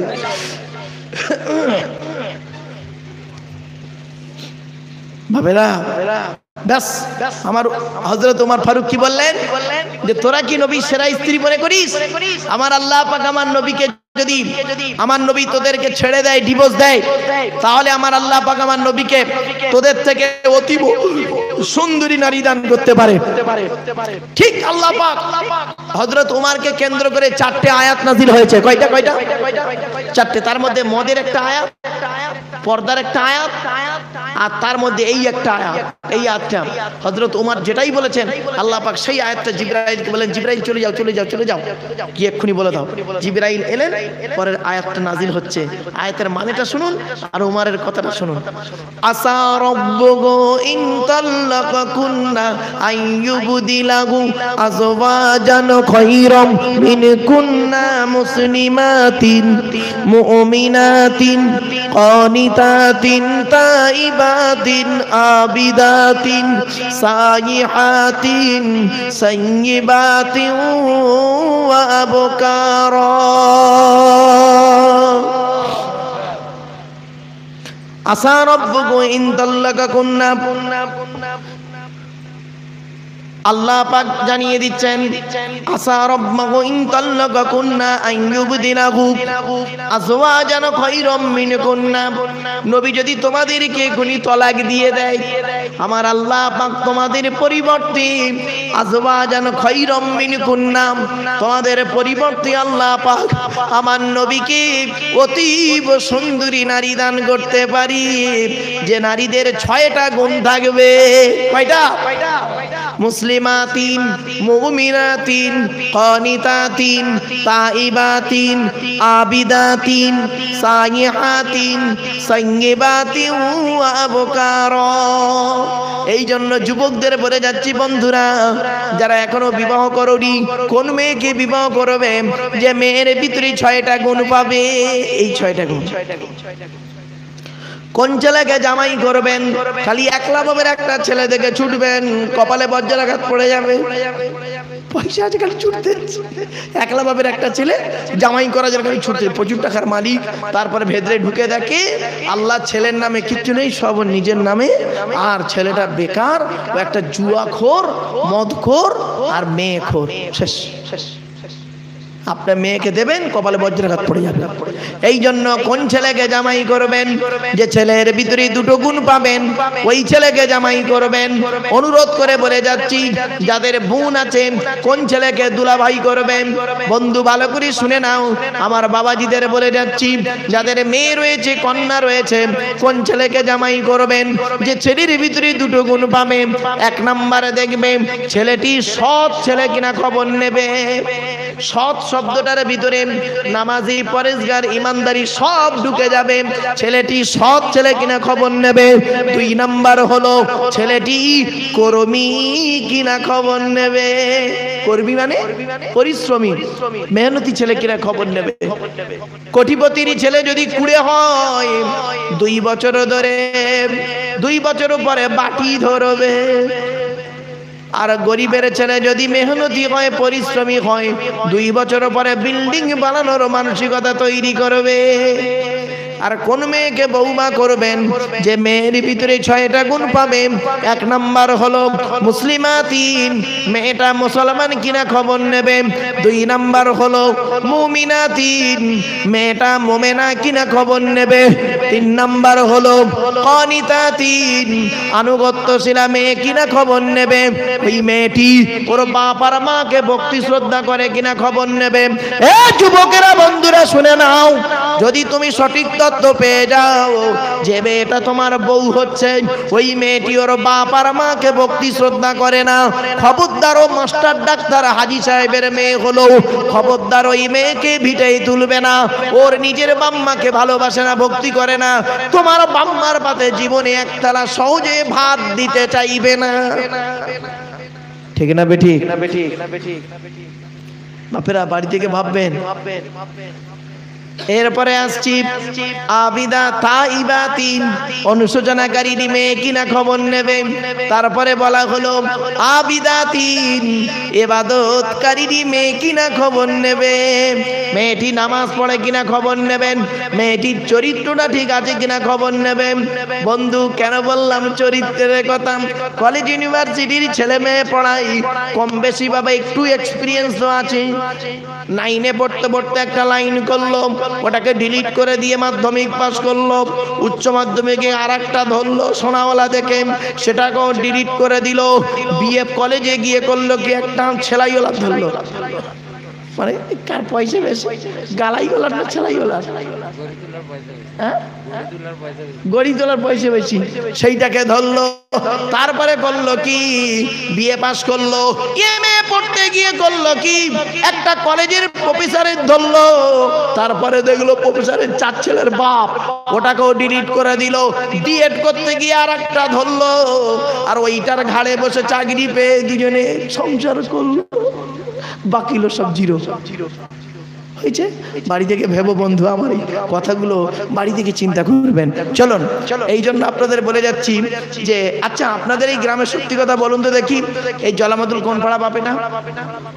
এই জলামাতুল মন্ডল পাড়ায় ওই জন্য সানাজ মন্ডলকে দাওয়াত করেছে, বুঝতে পেরেছি।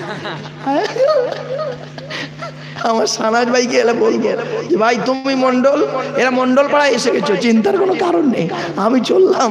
চলেন বাপেরা, শোনেন, এই এই জলামাদুর মন্ডল পাড়ায় কত ঘরের বাস? 64টা ঘরের বাস, 64টা ঘর। তা 64টা বউ আছে কম বেশি, 7টা বউ আছে। 7টা বউয়ের মধ্যে আমার ধারণা 50টা বউ কোরআন শরীফ পড়া জানি। 50টা বউ বা 40টা বউ কোরআন শরীফ পড়া জানে, ঠিক না বে ঠিক? কিন্তু 7টা বর, 7টা বউ হলে 7টা বর, তা 7টা বরের মধ্যে 6টা কোরআন শরীফ পড়া জানে না। ভুল বললাম? এর জন্য দায়ী কারা জানেন? এর জন্য দায়ী হলো এই বুড়ো বুড়ো লোকগুলো। খারাপ হবে না, এরা দেখাশোনা গেছে 40 জন বুড়ো গেছে।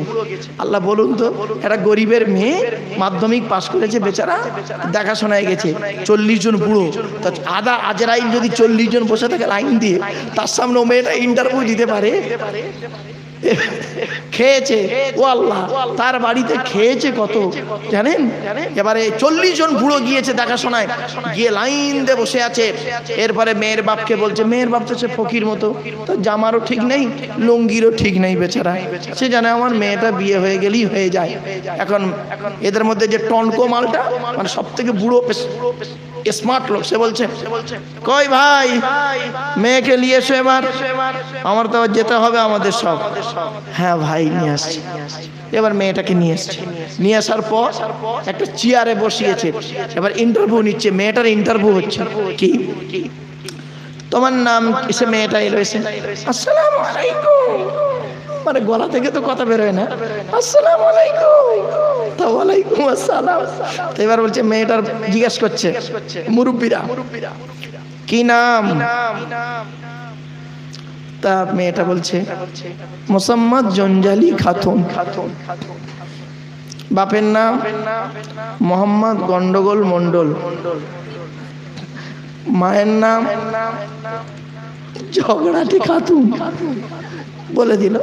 বলার পর এবারে যে প্রশ্ন করছে সে ধরুন খুব বুড়ো, সে প্রশ্ন করছে, আর পাশ থেকে আধা বুড়ো গুলো দেখতেছে কেমন, লাস্টে ও না চয়েস করে ফেলে। আরে বাস্তব হয়েছে, মেয়ে দেখতে গিয়ে নিজে বেকনে চলে, কি পেরেশান বাপরে বাপ। তো এবারে হলো কি হচ্ছে দেখুন, আজ আমি বাস্তব কথাটা তুলে ধরছি। বাপেরা আমারে আপনারা ভুল বুঝবেন না, আমি যেদিন অন্ধকার নীরব নগরে মাটিতে চলে যাব, সেই দিন আমি এই হতভাগার কথাগুলো আপনাদের কানে বাজবে, যে লোকটা কি কথা বলে গেছিল, কি করছে জানেন। এবারে মেয়েটা সব বললো, কোন ক্লাসে পড়ো? মাধ্যমিক পাস করেছি। কোন স্কুল থেকে? প্রাইমারি স্কুল থেকে। প্রাইমারি স্কুল থেকে মাধ্যমিক পাস করেছো, ভালো করে টরে নিয়ে বললো কোরআন শরীফ পড়া জানো? তা মেয়েটা বলল জি। পড়ো। এবার সেখানে সে কোন রকম এদিক ওদিক করে বেচারা সূরা ফাতিহাটা পড়লো। ভালো পড়ার পরে গিয়েছে কতজন বলেছি? 40 জন। 40 জন গেছে, গিয়ে একদম খাওয়া মানে কি, নবীজি বলেছে পেটটাকে 3টে ভাগে ভাগ করবি। প্রথম ভাগটা লুচি মিষ্টি ঢুকিয়ে ভর্তি করেছে, দ্বিতীয় ভাগটা বিরিয়ানি ঢুকিয়ে ভর্তি করেছে, আর তৃতীয় ভাগটা দই মিষ্টি থামস আপ চাটনি পাঁপড়, আর জায়গা নেই, চেপে চেপে চেপে চেপে পান মশলা। রাস্তার ওপারে গিয়ে বমি করে দিয়েছে কয়েকজন। আবার করেছে কি, একটা লোক নাকি 70 পিস রসগোল্লা খেয়েছে। আর সে মানুষের বাচ্চা না কুমিরের বাচ্চা ও? হ্যাঁ, এতগুলো মিষ্টি টিষ্টি খেয়ে, এতগুলো মিষ্টি টিষ্টি খেয়ে, আচ্ছা বলুন তো ভাই, 40 জন লোকের মেহমানদারি করা তোর খরচা হয় না? আরে বলুন না, 20,000 টাকা খরচা হয়েছে তো মেয়ের বাপের। এরা মুখ দেখে গিয়ে, মুখ দেখে তার নাম টাম ইন্টারভিউ নিয়ে তার হাতে দিচ্ছে 50 টাকা। এই মা বোনদের বলে যাচ্ছে, এই মেয়েরা 50 টাকা দিলে 100 টাকা 500 টাকা নিয়ে গুলটি করে ওর মুখে মেরে দেবে। তোর 5,000, যেমন তোর বাপের 5,000 টাকা খরচা হবে, কমসে কম 2,000 টাকা লাল নোট দিয়েছে তো ভালো, আর নইলে কম দিয়েছে বল ভিখারির বাচ্চা ফিকিরে চলে। কি আশ্চর্য, 50 টাকা দিচ্ছে মেয়েটার হাতে, আর তার বাপের ধসালো কত? 20,000 টাকা। এটা দেখাশোনা আর পাকা দেখাশোনা আছে আপনাদের এখানে আবার। হ্যাঁ, পাকা কাঁচা আবার পাঞ্চুনি, কবরে ঢোকো আবার চুন বারুদে খড় চুন দেবে, খয়ের চুন দিয়ে ভালো করে ঠেসে দেবে। গরিবের মেয়ের বৌমা করে আনতেছে, গরিবের মেয়ের বৌমা করে আনতেছে এখানকার হুগলি জেলায়। এই শোনেন, এই হুগলি জেলায় নোংরা কাজটা বেশি কেন? আপনারা গরিবের মেয়ে, আরে পাঞ্চুনিতে একটা গরিবের মেয়ের বিয়ে হয়ে যায়, ঠিক যাবে? ঠিক পাঞ্চুনিতে একটা গরিবের মেয়ের বিয়ে হয়ে যায়। আল্লাহু আকবার। আজকের আপনাদের অর্থ আছে বলে এরকম করছেন, তাহলে গরিব ঘরের মেয়েগুলো তাদের বিয়ে দিতে গেলে তাদের বাপেরা ভিক্ষা করে, জানেন? ওই দিনটা যদি দেখতেন তাহলে আজ আপনাদের এই অবস্থা হতো না। বাপ হাতে ধরে বলে যাচ্ছি, আল্লাহর নবী বলেছেন ওই বিয়েটা আল্লাহর দরবারে কবুল হবে উত্তম বিয়ে, যে বিয়েতে খরচা কম। খরচা কম যে বিয়েতে, ওই বিয়েটা আল্লাহর দরবারে মকবুল। আর এরা করছে কি, অতিরিক্ত টাকা খরচা করে বিয়ে দিচ্ছে মেয়ের, সংসার জীবনে শান্তিও নেই, শেষ। ওই তো নবীজি বলেছেন তোমরা তোমাদের স্ত্রীদেরকে আদর ভালোবাসা দিয়ে ডাকবে। তো ডাকার এখন দুটো কোয়ালিটি বেরিয়েছে, এখন দুটো কোয়ালিটি, বুড়োদের ডাক আলাদা আর ইয়াং নতুন নতুন যারা বিয়ে করেছে ওদের ডাক আলাদা। তা কোন ডাকটা আগে শুনবেন, বুড়োদের ডাকটা না ইয়াংদের ডাকটা? বলুন বলুন বলুন বলুন বলুন, আরে ভাই বলুন না, হ্যাঁ, বুড়োদেরটা না ইয়াংদেরটা আগে শুনবেন? ইয়াংদেরটা। ইয়াং ছেলেগুলো বিয়ে করছে, বিয়ে করে তার বউদের ডাকতেছে সোনা, ও সোনা, সোনা 40 টান।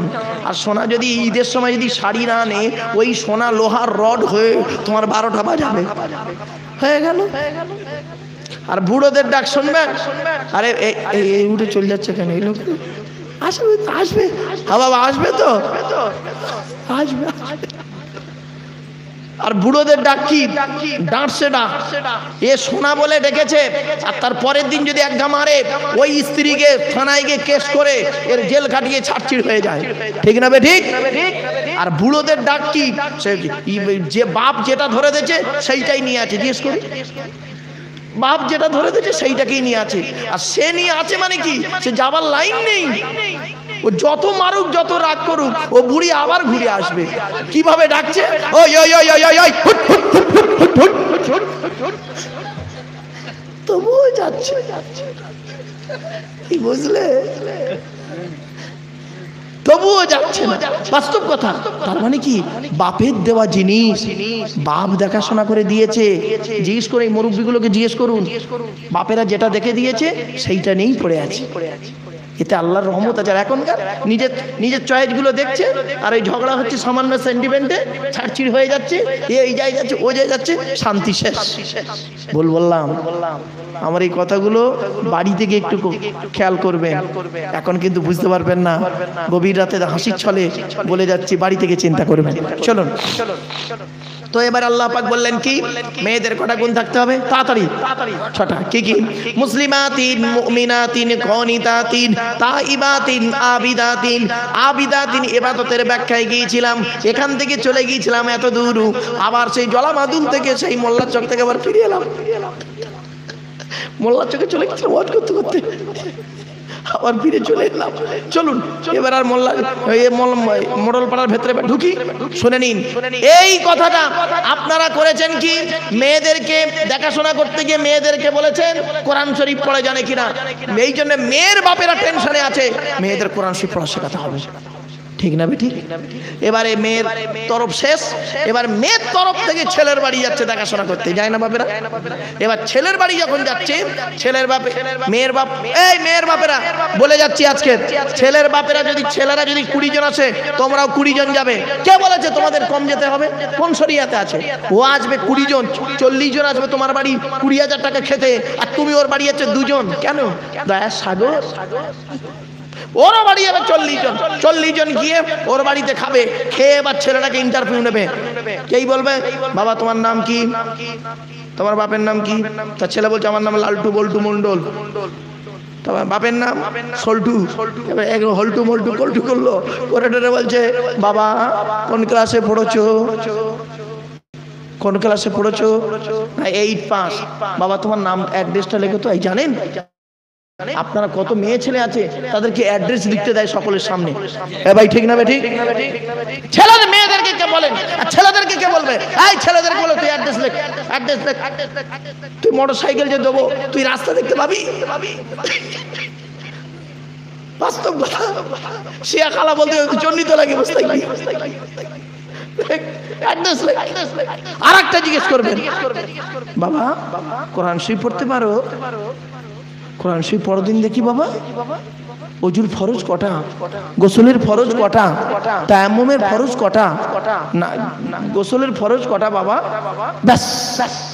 দুটো বাড়িতে যদি ধরা হয়, মেয়ের বাবা যদি চেপে ধরে, দেখবেন ছেলেরাও প্রত্যেক বাড়িতে, প্রত্যেকটা ছেলেও কোরআন শরীফ পড়া শিখে যাবে। জোরে বলুন সুবহানাল্লাহ। মেয়ের বাপেদের চাপ আছে বলে মেয়ের বাপেরা এই খালি কোরআন শরীফ শেখাচ্ছে মেয়েদেরকে, আর ছেলের বাপেদের চাপ দেওয়া হয় না বলে ছেলের বাপেরা কোরআন শরীফ পড়তেও পারে না, আর ছেলেরাও কোরআন শরীফ পড়ে না। এই জন্য বাপেদের হাতে ধরে বলে যাচ্ছি, বাল্যকালে বাচ্চাদেরকে এই শিক্ষাগুলো দিয়ে দেবেন, এতে করে লাভ হবে। সহজে শুনতে, ও আল্লাহ 500 টাকা কমে গেল, হয় চলে যাচ্ছে। একটা করে সোতা উঠলে মনে হচ্ছে আমার পয়সা কমিয়ে দিল কমিটি। কিছু কিছু আশা হবে তো না, চল যা হচ্ছে। আসবে না, ও আর যাবেই না, ওখানে বসে পড়বে। এই আর 15 মিনিট আছি, আমার চিন্তা নেই বাপ, আর 15 মিনিট পরে আমিও চলে যাবো। বাপেরা একবার দরুদ শরীফ আল্লাহুম্মা ডেকে আনতে যাচ্ছে, যা ডেকে আন।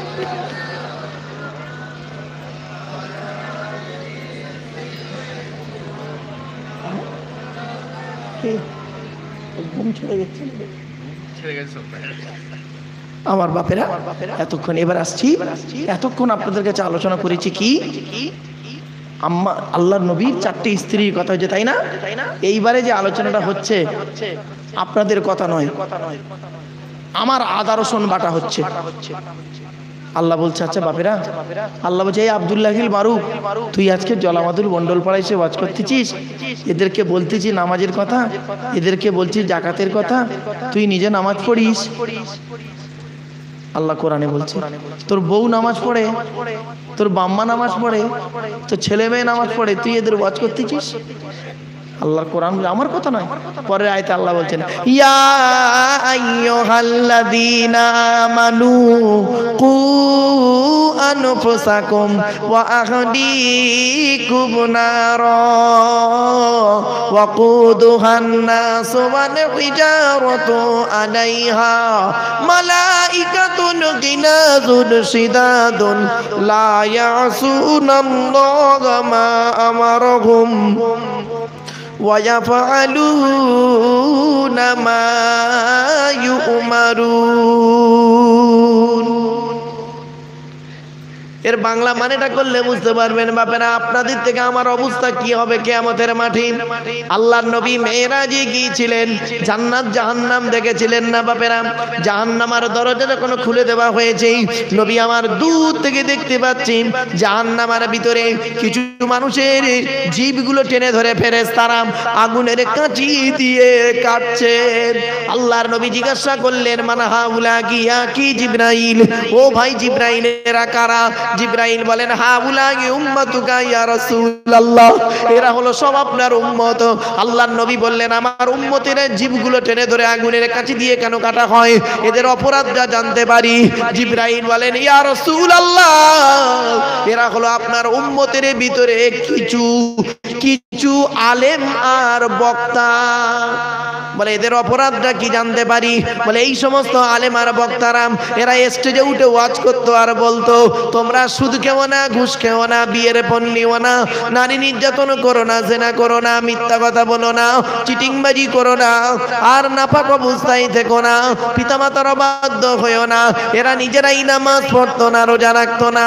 বা কত বক্তা আছে গো বাপ, বেওয়াজুতে ওয়াজ করে, কত বক্তা আছে বেওয়াজুতে নামাজও পড়ে ফেলে, কত বক্তা আছে বাম্মার ভাত দেয় না, কত বক্তা আছে গো বাপ রাতে জলসা করে টাকা পয়সা নিয়ে হোটেলে গিয়ে মেয়ে নিয়ে থাকে। যদি বলেন আপনি জানলেন কি করে? ও বাপ, আমার এই গাড়িটা না, বলে দেব আমি কি জিনিস। বিশ্ব মানবাধিকার পরিষদের, ওয়ার্ল্ড হিউম্যান রাইটস কাউন্সিলের আমি হলাম ন্যাশনাল প্রেসিডেন্ট গো বাপ। সিবিআই, সিআইডি, আইবি সব শ্রেণীর লোকের সঙ্গে ডাইরেক্ট ইনডাইরেক্ট কিছু যোগাযোগ তো থাকবেই বাপ। অনুরোধ করে বলে যাচ্ছি বাপ, কত বক্তা যিনি নামাজ পড়ে না, রোজা রাখে না, বেওয়াজুতে ওয়াজ করা তো বটেই, শুধু তাই নয় কেন বাক হয়ে যাবে। অনুরোধ করে বলে যাচ্ছি বাপ, কবরে তো আমাকে শুতে হবে, আপনাদের থেকে আমার জবাবটা বেশি আগে নেবে।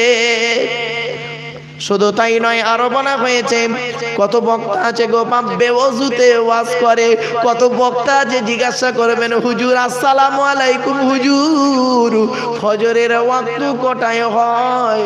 হুজুর নিজেই বলতে পারবে না, কারণ ফজরের নামাজ হুজুর জীবনে পড়ে, হুজুর জীবনে ফজরের নামাজ পড়ে না, তো বলবে কি করে ফজরের ওয়াক্ত কটায় আসছে? এই জন্য বাপের, এই জন্য আল্লাহর কোরআন জানিয়ে দিয়েছে, ইয়া আইয়ুহাল্লাযীনা আমানু কু আনফুসাকুম ওয়া আহলিকুম নারা। এই আয়াতের তাফসীর অন্য আয়াত দিয়ে হচ্ছে, ইয়া আইয়ুহাল্লাযীনা আমানু লিমা তাকুলুনা মা লা তাফআলুন। হে ঈমানদার বান্দাগণ, ওগুলি তোরা কেন বলিস যেগুলি তোরা নিজেরা করিস না। কাবুরা মাকতানা ইনদাল্লাহ, আল্লাহর কাছে অপছন্দনীয় জিনিস ওই সমস্ত, আনতাকুলু তোরা লোককে বলে বলে বেড়াস, মা লা তাফআলুন যেগুলি তোরা নিজেরা করিস না। এই আয়াতের সঙ্গে আরেকটা আয়াত দিয়ে যাচ্ছি, আতামুরুনান নাসা বিল বিররি ওয়া তানসাউনা আনফুসাকুম ওয়া আনতুম তাতলুনাল কিতাব আফালা তাকিলুন। আল্লাহর কোরআন জানিয়ে দিয়েছে, তোরা মানুষদেরকে ভালো কাজের আদেশ করিস। হে আব্দুল্লাহ গিল মারুফ, তুই মানুষকে ভালো কাজের আদেশ করে যাচ্ছিস, কিন্তু নিজে তো তুই খারাপ কাজে লিপ্ত হয়ে আছিস। তোর ব্যবস্থা আমি আল্লাহ আগে করব। আতামুরুনান নাসা বিল বিররি ওয়া তানসাউনা আনফুসাকুম, তোরা মানুষদেরকে ভালো কাজের আদেশ করিস, নিজেরাই ভালো কাজ থেকে ভুলে থাকিস। ওয়া আনতুম তাতলুনাল কিতাব, তোরা কি কিতাব পড়িস না? আফালা তাকিলুন, তোদের কি কোনো জ্ঞান গম্য নাই?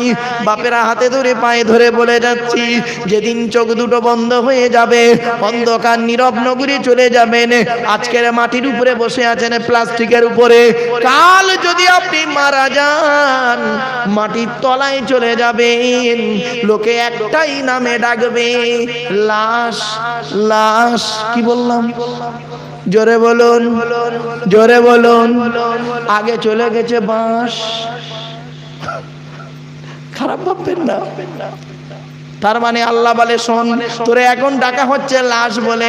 মাস্টার, ডাক্তার, ইঞ্জিনিয়ার, প্রফেসর যখন মারা যায়, যেই হোক না কেন, কাঁধে করে যখন নিয়ে যাওয়া হয়, লোকে একটাই কথা বলে লাশ যাচ্ছে। আর ওর আগে চলে গেছে বাঁশ, ওকে চাপা দেওয়ার জন্য বাঁশটাও চলে গেছে। ও বাবেরা, অনুরোধ করে বলে যাচ্ছি, যেদিন চোখ দুটো বন্ধ হয়ে যাবে সেই দিন বুঝতে পারবেন কোরআন জানিয়ে দিয়েছে। তোরা ওগুলি কেন বলিস? তোরা নিজেরা করিস না, তোরা নিজের আগে জাহান্নামের আগুন থেকে বাঁচ। তোর স্ত্রী, ছেলে মেয়েকে জাহান্নামের আগুন থেকে বাঁচা। যে জাহান্নামের জ্বালানি হবে মানুষ আর পাথর, আর সেই জাহান্নামের ভিতরে কঠোর মনোভাবের ফেরেশতা থাকবে। সেই ফেরেশতারা করবে কি? কোনো দয়া মায়া তাদের থাকবে না। আর আল্লাহ পাকের হুকুমগুলো তারা পালন করে যাবে, যেটাই তাদের আদেশ দেওয়া হবে। এতক্ষণ আপনাদেরকে আমি আলোচনা করছিলাম বাপেরা বিভিন্ন অ্যাঙ্গেল থেকে।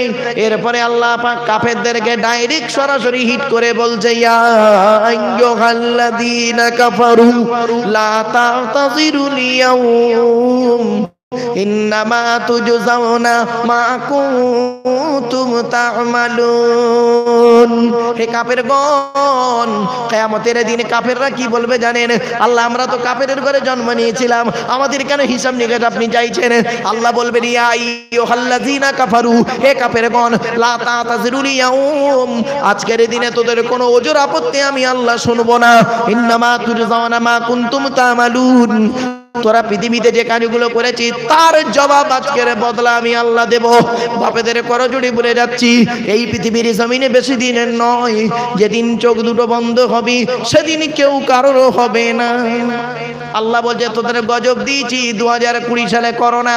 এই করোনাতে গোটা কত মারা গেছিস, তাই তোরা মনে করেছিস ও করোনায় মরেছে, আমি মনে হয় খুব সুখে আছি। এত সোজা নয়। 1720 সালে একটা গজব দিয়েছিলাম, কয়েক হাজার মানুষ মারা গেছে, চোখে দেখতে পেয়েছি গজবটা। 1820 সালে একটা গজব দিয়েছিলাম, তাকে চোখে দেখতে পেয়েছি, কয়েক হাজার মানুষ মারা গেছে। 1920 সালে একটা গজব দিয়েছিলাম, চোখে দেখতে পেয়েছি কত মানুষ মারা গেছে। 2020 সালে যত বিজ্ঞান আধুনিক হচ্ছিস তোরা, আগে তোরা মোবাইল ব্যবহার করতি, বোতাম টেপা মাল, হদল পানা।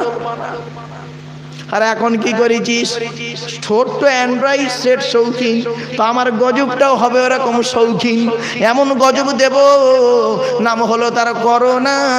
চোখে তোরা দেখতেও পাবি না, কার মধ্যে আছে কেউ জানে না। ঠিক না বেঠি? আল্লাহ বলছে, হ্যাঁ, করোনার মাঝখানে তোদের সাবধান করার জন্য তোদের আমি কি করেছিলাম? আমি তোদের সাবধান করার জন্য করোনার ভেতরেই তো আমি দিয়েছিলাম আমফান ঝড়।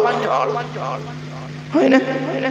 আমফান ঝড় যখন উঠেছে, প্রচুর পরিমাণ ঝড় হচ্ছে, জলামাদুর মন্ডল পাড়ার একটা 40 হাত নারকেল গাছ রুকুতে যাচ্ছে, সাজদায় যাচ্ছে, রুকুতে যাচ্ছে, সাজদায় যাচ্ছে, মানে এত জোর ঝড় হচ্ছে।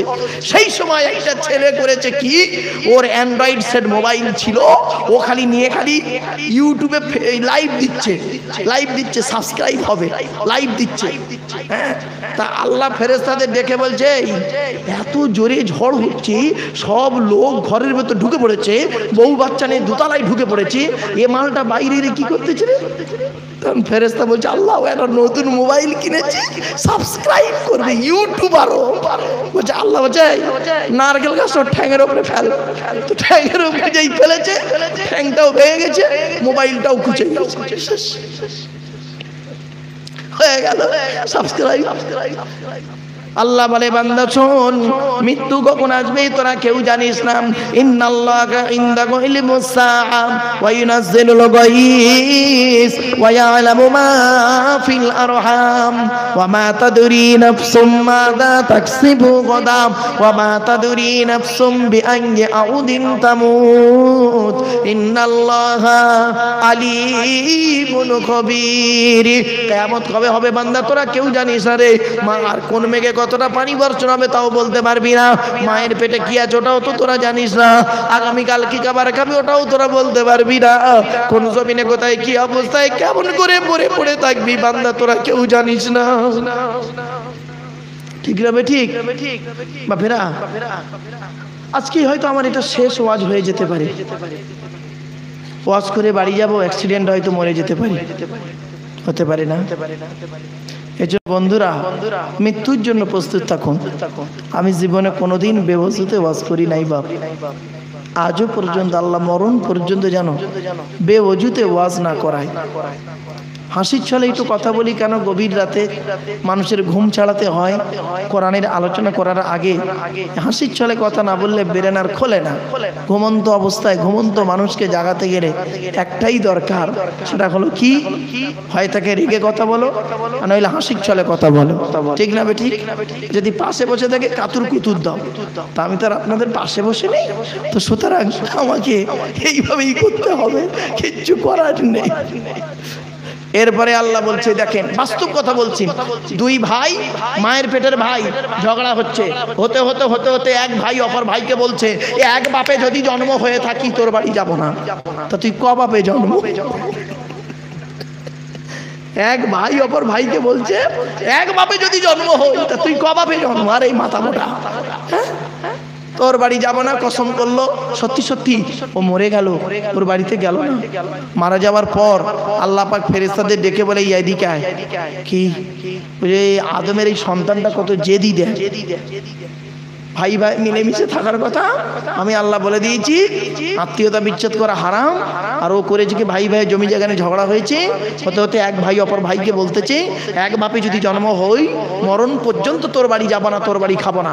মরেও গেল, ওর বাড়ি গেল না, ওর বাড়ি খেলো না। আচ্ছা ফেরেশতারা বলতে দেখি, ও যদি ওই জেদটা ওর ভাইয়ের সঙ্গে না করে, ও যদি আমি আল্লাহ আমার সঙ্গে জেদটা করতো, ফেরেশতারা আবার বলছে, আল্লাহ আপনার সঙ্গে জেদ করবে কিভাবে? আল্লাহ তখন বলছে, কেন কেন কেন? ও যদি আমার ঘরে মসজিদ, আমার ঘরে বসে, আমার নবীর ঘরে বসে, আমার কোরআন আর হাদিসের মাহফিলে জলসায় বসে, অথবা নিজের বাড়িতে বসে ও যদি মনে মনে এটাই বলতো, ওগো আল্লাহ, ওগো দয়াময়, এক বাপে যদি জন্ম হয়ে থাকি, আজ থেকে মরণ পর্যন্ত জীবনে আর কোনোদিন পাপ কাজ করব না, আমি আল্লাহ ওর জীবনেরই গুনাহগুলো মাফ করে দিতাম। এই জেদ করার নাম হলো তাওবাতান নাসুহ। দলিলে বার আসছে, ইয়া আইয়ুহাল্লাযীনা আমানু তুবু ইলাল্লাহি তাওবাতান নাসুহা আসা রাব্বুকুম আইয়ুকাফিরা আনকুম সাইয়্যাতিকুম ওয়া ইউদখিলাকুম জান্নাতিন তাজরি মিন তাহতিহাল আনহার ইয়াওমা লা ইউখজিল্লাহুন নাবিয়্যা ওয়াল্লাযীনা আমানু মা'আহু নূরুহুম ইয়াসআ বাইনা আইদিহিম ওয়া বিআইমানিহিম ইয়াকুলুন রব্বানা আতমিম লানা নূরানা ওয়াগফির লানা ইন্নাকা আলা কুল্লি শাইইন কাদির। ইয়া আইয়ুহাল্লাযীনা আমানু, হে ঈমানদার বান্দাগণ, তুবু ইলাল্লাহি তাওবাতান নাসুহা, ফিরে আয় ফিরে আয় ফিরে আয়। কেমন ফিরে আসবি? ব্যাকে আর যাব না, ব্যাকে আর যাব না, এমন করে তোরা ফিরে আয়। আমি আল্লাহ তোদের জীবনের গুনাহগুলো মাফ করে দেব, আর আমি আল্লাহ দয়ার জান্নাতের মধ্যে প্রবেশ করাবো কিয়ামতের মাঠে। আজকের দিনে আমি আল্লাহ আমার নবীকে অপমান করব না, আর নবীর সঙ্গে যারা ঈমান নিয়ে থাকবে মুমিনদেরকেও অপমান করব না। আর কি করব? তাদের চারিধারে নূর ছোটাছুটি করতে থাকবে। আর তারা বলবে, ইয়াকুলুন, তারা বলবে, ওগো আল্লাহ আমাদের জীবনের গুনাহগুলো মাফ করে দাও, আমাদের নূরকে পরিপূর্ণ করে দাও, নিশ্চয়ই তুমি হলে সমস্ত জিনিসের উপরে ক্ষমতাবান। এরপরে আল্লাহ পাক নবীকে বললেন, ইয়া আইয়ুহান নাবিয়্যু জাহিদিল কুফারা ওয়াল মুনাফিকিনা ওয়াগলুজ আলাইহিম ওয়া মাওয়াহুম জাহান্নাম ওয়া বিসাল মাসীর।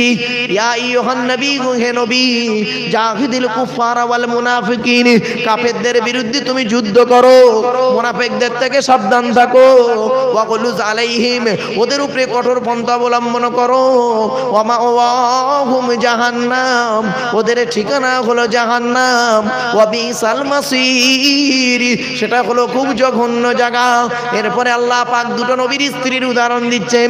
হে পিতু জলামাতুনের মা বোনরা ভালো করে শুনে নিন, আল্লাহ রাব্বুল আলামিন দুটো নবীর উদাহরণ দিচ্ছেন, দুটো নবীর স্ত্রীর উদাহরণ দিচ্ছে।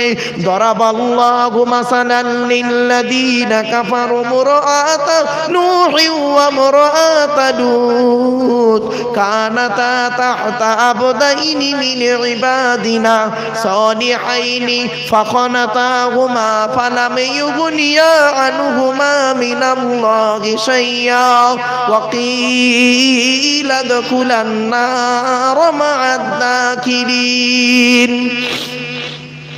দুটো নবীর স্ত্রী ঈমান আনেনি, কটা তাড়াতাড়ি, দুটো নবীর স্ত্রী ঈমান আনেনি। এক নাম্বার হলো নূহ। কি বাপ ও চা খাবে না? তুই খাবি? তুই কি প্যান পরেছিস? আরে ভাই কি প্যান? ছেঁড়া ছুড়ি, খবরদার নয় বাপ, ও প্যান পরিস নি বাপ। চলেন আল্লাহ পাক বলছেন দুটো নবীর স্ত্রী ঈমান আনে নাই। এক নাম্বার হলো নূহ নবীর স্ত্রী, নাম হলো ওয়াহিলা, আর একটা হলো লূত নবীর স্ত্রী, নাম হলো তার ওয়াইলা। নূহ নবীর স্ত্রী তার নূহ নবীকে কি বলতো জানেন? হুয়া মাজনুন, ও একটা পাগলা। এই জন্য একটা বাংলায় কথা আছে বাবা, পীর মানে না গা, পীর মানে না মা, পীর মানে না জুরু, পীর মানে না গরু, পীর মানে না গ্রাম। গ্রামের লোক তুমি যত বড় আলেম হও না কেন, ও জলামাদুলের মৌলানা সাহেব তুমি যত বড় আলেম হও না কেন, এই জলামাদুর মন্ডল পাড়ার লোকেরা তোমাকে আলেম বলে মেনে নেবে না। কি বলবে জানেন? মুখের বেটা। ও যত বড় আলেম হোক, পীর মানে না গা, পীর মানে না মা, মা কোনোদিন ছেলেকে পীর সাহেব বলে মেনে নেবে না, যত বড় আলেম হোক না কেন। তিন নাম্বার হলো পীর মানে না জুরু, জুরু মানে বউ। তুমি যত বড় মুফতি সাহেব হও না কেন, মহাসাহেব হও না কেন, আর হুজুর হও না কেন, তোমার বউ কোনোদিন সহজে পীর সাহেব বলে মেনে নেবে না। এখন যদি আমার স্ত্রীর কাছে গিয়ে যদি এই ইয়াং ছেলেগুলো যদি গিয়ে বলে, ভাবিজান ভাইজানের ওয়াজ আমাদের খুব ভালো লাগে, ভাইজানকে দেখে মনে হয় খুব ফেরেশতা মার্কা লোক, আমার বউ তখন কি বলবে জানেন? ওরে ভাই, ও মালটাকে আমি ভালো চিনি। ওই যে কি জিনিস, ওই যে কি জিনিস আমি ভালো চিনি। ও পেরেশান। পীর মানে না জুরু, জুরু মানে বউ। আর চার নাম্বার হলো পীর মানে না গরু, ঘুতনো গরু হলে বাবা কত বড় পীর সাহেব দেখবে না, দেবে ঘুঁটিয়ে 12টা বাজিয়ে। একদম বাস্তব কথা বললাম। তো নূহ নবী করলেন কি? 950 বছর ইসলাম প্রচার করলেন। বেচারার কপালে একটাই জিনিস টুকলো, খালি মারধর খাওয়া। বাইরে বেরোলেই খালি লোকে খালি গলা টিপে ধরতো, নূহ নবীকে না খালি গলা টিপে ধরতো। আর এসে বউকে বললে, বউ বলতো তুমি না খুব বাজে লোক আছো, অন পাগলামি করো কেন? বাইরে লেগে বেরোলে গলা টিপে ধরে। আর এসে বউয়ের কাছে যদি নূহ নবী বলতেন, বললি নূহ নবীর স্ত্রী তুমি এরকম করো কেন? পাগলা লোক তুমি, পাগলা লোক, তোমার বেরেন ঠিক নেই। আরে 950 বছর নবী আমার এই করলেন, করার পরে লাস্টে খুব কেঁদে ফেললেন, একদিন খুব কান্না কেঁদে ফেললেন নূহ নবী। কাঁদতে আল্লাহ বললেন নূহ ভালো বুঝছিনি, নৌকো তৈরি করো, ওদের আদা রসুন বেটে দিচ্ছি। ব্যাস নৌকো তৈরি করলো, আর বাকিগুলো ডুবিয়ে মারলো, কয়েক কটাকে তুলে নিল। চলো না। আর লূত নবীর স্ত্রী ঈমান আনেনি কেন? লূত নবীর স্ত্রী, লূত নবীর জামানার লোকেরা কি করতো জানেন? ছেলে ছেলে বিয়ে, মেয়ে মেয়ে বিয়ে, সমকামিতা করতো। এখন সরকার, বেশ কিছু দেশের সরকার এটাকে স্বীকৃতি দিয়েছে না। এই লূত নবীর জামানার ঘটনা এগুলো নোংরা কাজ, ছেলে ছেলে বিয়ে, মেয়ে মেয়ে বিয়ে। তা লূত নবী একদিন মেয়েদের, গ্রামের লোকেদের বলছে, ওরে আমার মেয়েরা আছে তাদেরকে বিবাহ কর, সমলিঙ্গে বিয়ে হয় না, বিপরীত লিঙ্গে বিয়ে হয়। কে কার কথা শোনে? বললো লূত নবীকে মেরে দেওয়া হবে। এবার আল্লাহ পাক করেছেন কি, দুটো ফেরেশতা পাঠিয়েছে। তা দুটো ফেরেশতা যাবার পথে এখন ইব্রাহিম নবী, হাতে টাইম আছে না? শেষ করে দেবো। ক মিনিট আছে? হ্যাঁ 5-10 মিনিট তাহলে আর বলা যাবে না ওটা, সূরাটা শেষ করতে হবে। এই জন্য এর সঙ্গে না বাবা অনেক আলোচনা আছে। এই জন্য আপনাদের বলি কোরআনের আলোচনা বা তাফসীরের আলোচনা অন্য আলোচনা। চলেন, তো লূত নবীর স্ত্রী, নূহ নবীর স্ত্রী ঈমান আনে নাই। তারা কোথায় ছিল? আল্লাহ পাক বলছেন কানাতা তাহতা আবদাইনি মিন ইবাদিনা সালিহাইনি, তারা আমার দুটো নেক বান্দার ঘরে ছিল। অর্থাৎ নূহ নবী আর লূত নবী এরা দুজনই আমার নেক বান্দা। সেই নেক বান্দার ঘরে দুটো স্ত্রী ছিল, কিন্তু তারা তাদের সঙ্গে খেয়ানত করেছে। ফাখানাতাহুমা ফালাম ইউগনিয়া আনহুমা মিনাল্লাহি শাইয়্যা, আর কোনো কিছুই তাদের উপকার করতে পারলো না। আমি আল্লাহ তাদেরকে বলে দিলাম ওয়াকিলা দুকুলান নার মা'আদ দাখিলিন, আমি আল্লাহ তাদেরকে বলে দিলাম এই লূত নবীর স্ত্রী আর নূহ নবীর স্ত্রী দুজনকে জাহান্নামের মধ্যে ফেলে দাও। এরপরে আসছি দুটো নারীরই ঘটনা আছে। দুটো নারীকে, এক নাম্বার হলো ফেরাউনের স্ত্রী। ফেরাউনের স্ত্রী কি ওয়াদারাবাল্লাহু মাসালান লিল্লাযিনা আমানু মুরাতা ফিরআউন ইয ক্বালাত রাব্বি ইবনি লি ইনদাকা বাইতান ফিল জান্নাতি ওয়া নাজ্জিনি মিন ফিরআউনা ওয়া আমালিহি ওয়া নাজ্জিনি মিনাল কওমিজ জালিমিন। বাপেরা মুমিনদের জন্য আল্লাহ পাক দুটো মেয়ে ছেলের উদাহরণ দিল। ও জলামাদুর মণ্ডল পাড়ার মা বোনরা শুনে নাও। ফেরাউনের স্ত্রীর নাম হলো আসিয়া, আসিয়া বিনতে মাযাহিম। ফেরাউনের স্ত্রীর নাম ছিল আসিয়া। ফেরাউন এত কষ্ট দিয়েছিল আসিয়াকে, বাধ্য হয়ে আসিয়া কি বলেছিল জানেন? ইয ক্বালা রব্বি, সে তার রবকে বলল গো আল্লাহ ইবনেলি, আমার জন্য তৈরি করো বাইতান ফিল জান্নাতি, জান্নাতে একটা ঘর তৈরি করো। ওয়ানাজ্জিনি মিন ফিরআউনা ওয়া আমালিহি, আর ফেরাউনের কবল থেকে এবং তার দুশমনী থেকে, শয়তানি থেকে, কুচক্র থেকে, কার কাজ কুকর্ম থেকে আমাকে তুমি নাজাত দাও। ওয়ানাজ্জিনি মিনাল কওমিজ জালিমিন, আর অত্যাচারী কওম থেকে আমাকে তুমি নাজাত দাও। শেষ আয়াত, শেষ আয়াত তো নাকি? হ্যাঁ, এটাই শেষ আয়াত, লাস্ট। 12টা আয়াত ছিল, 11টা আয়াত বকে ফেলেছি বাপ।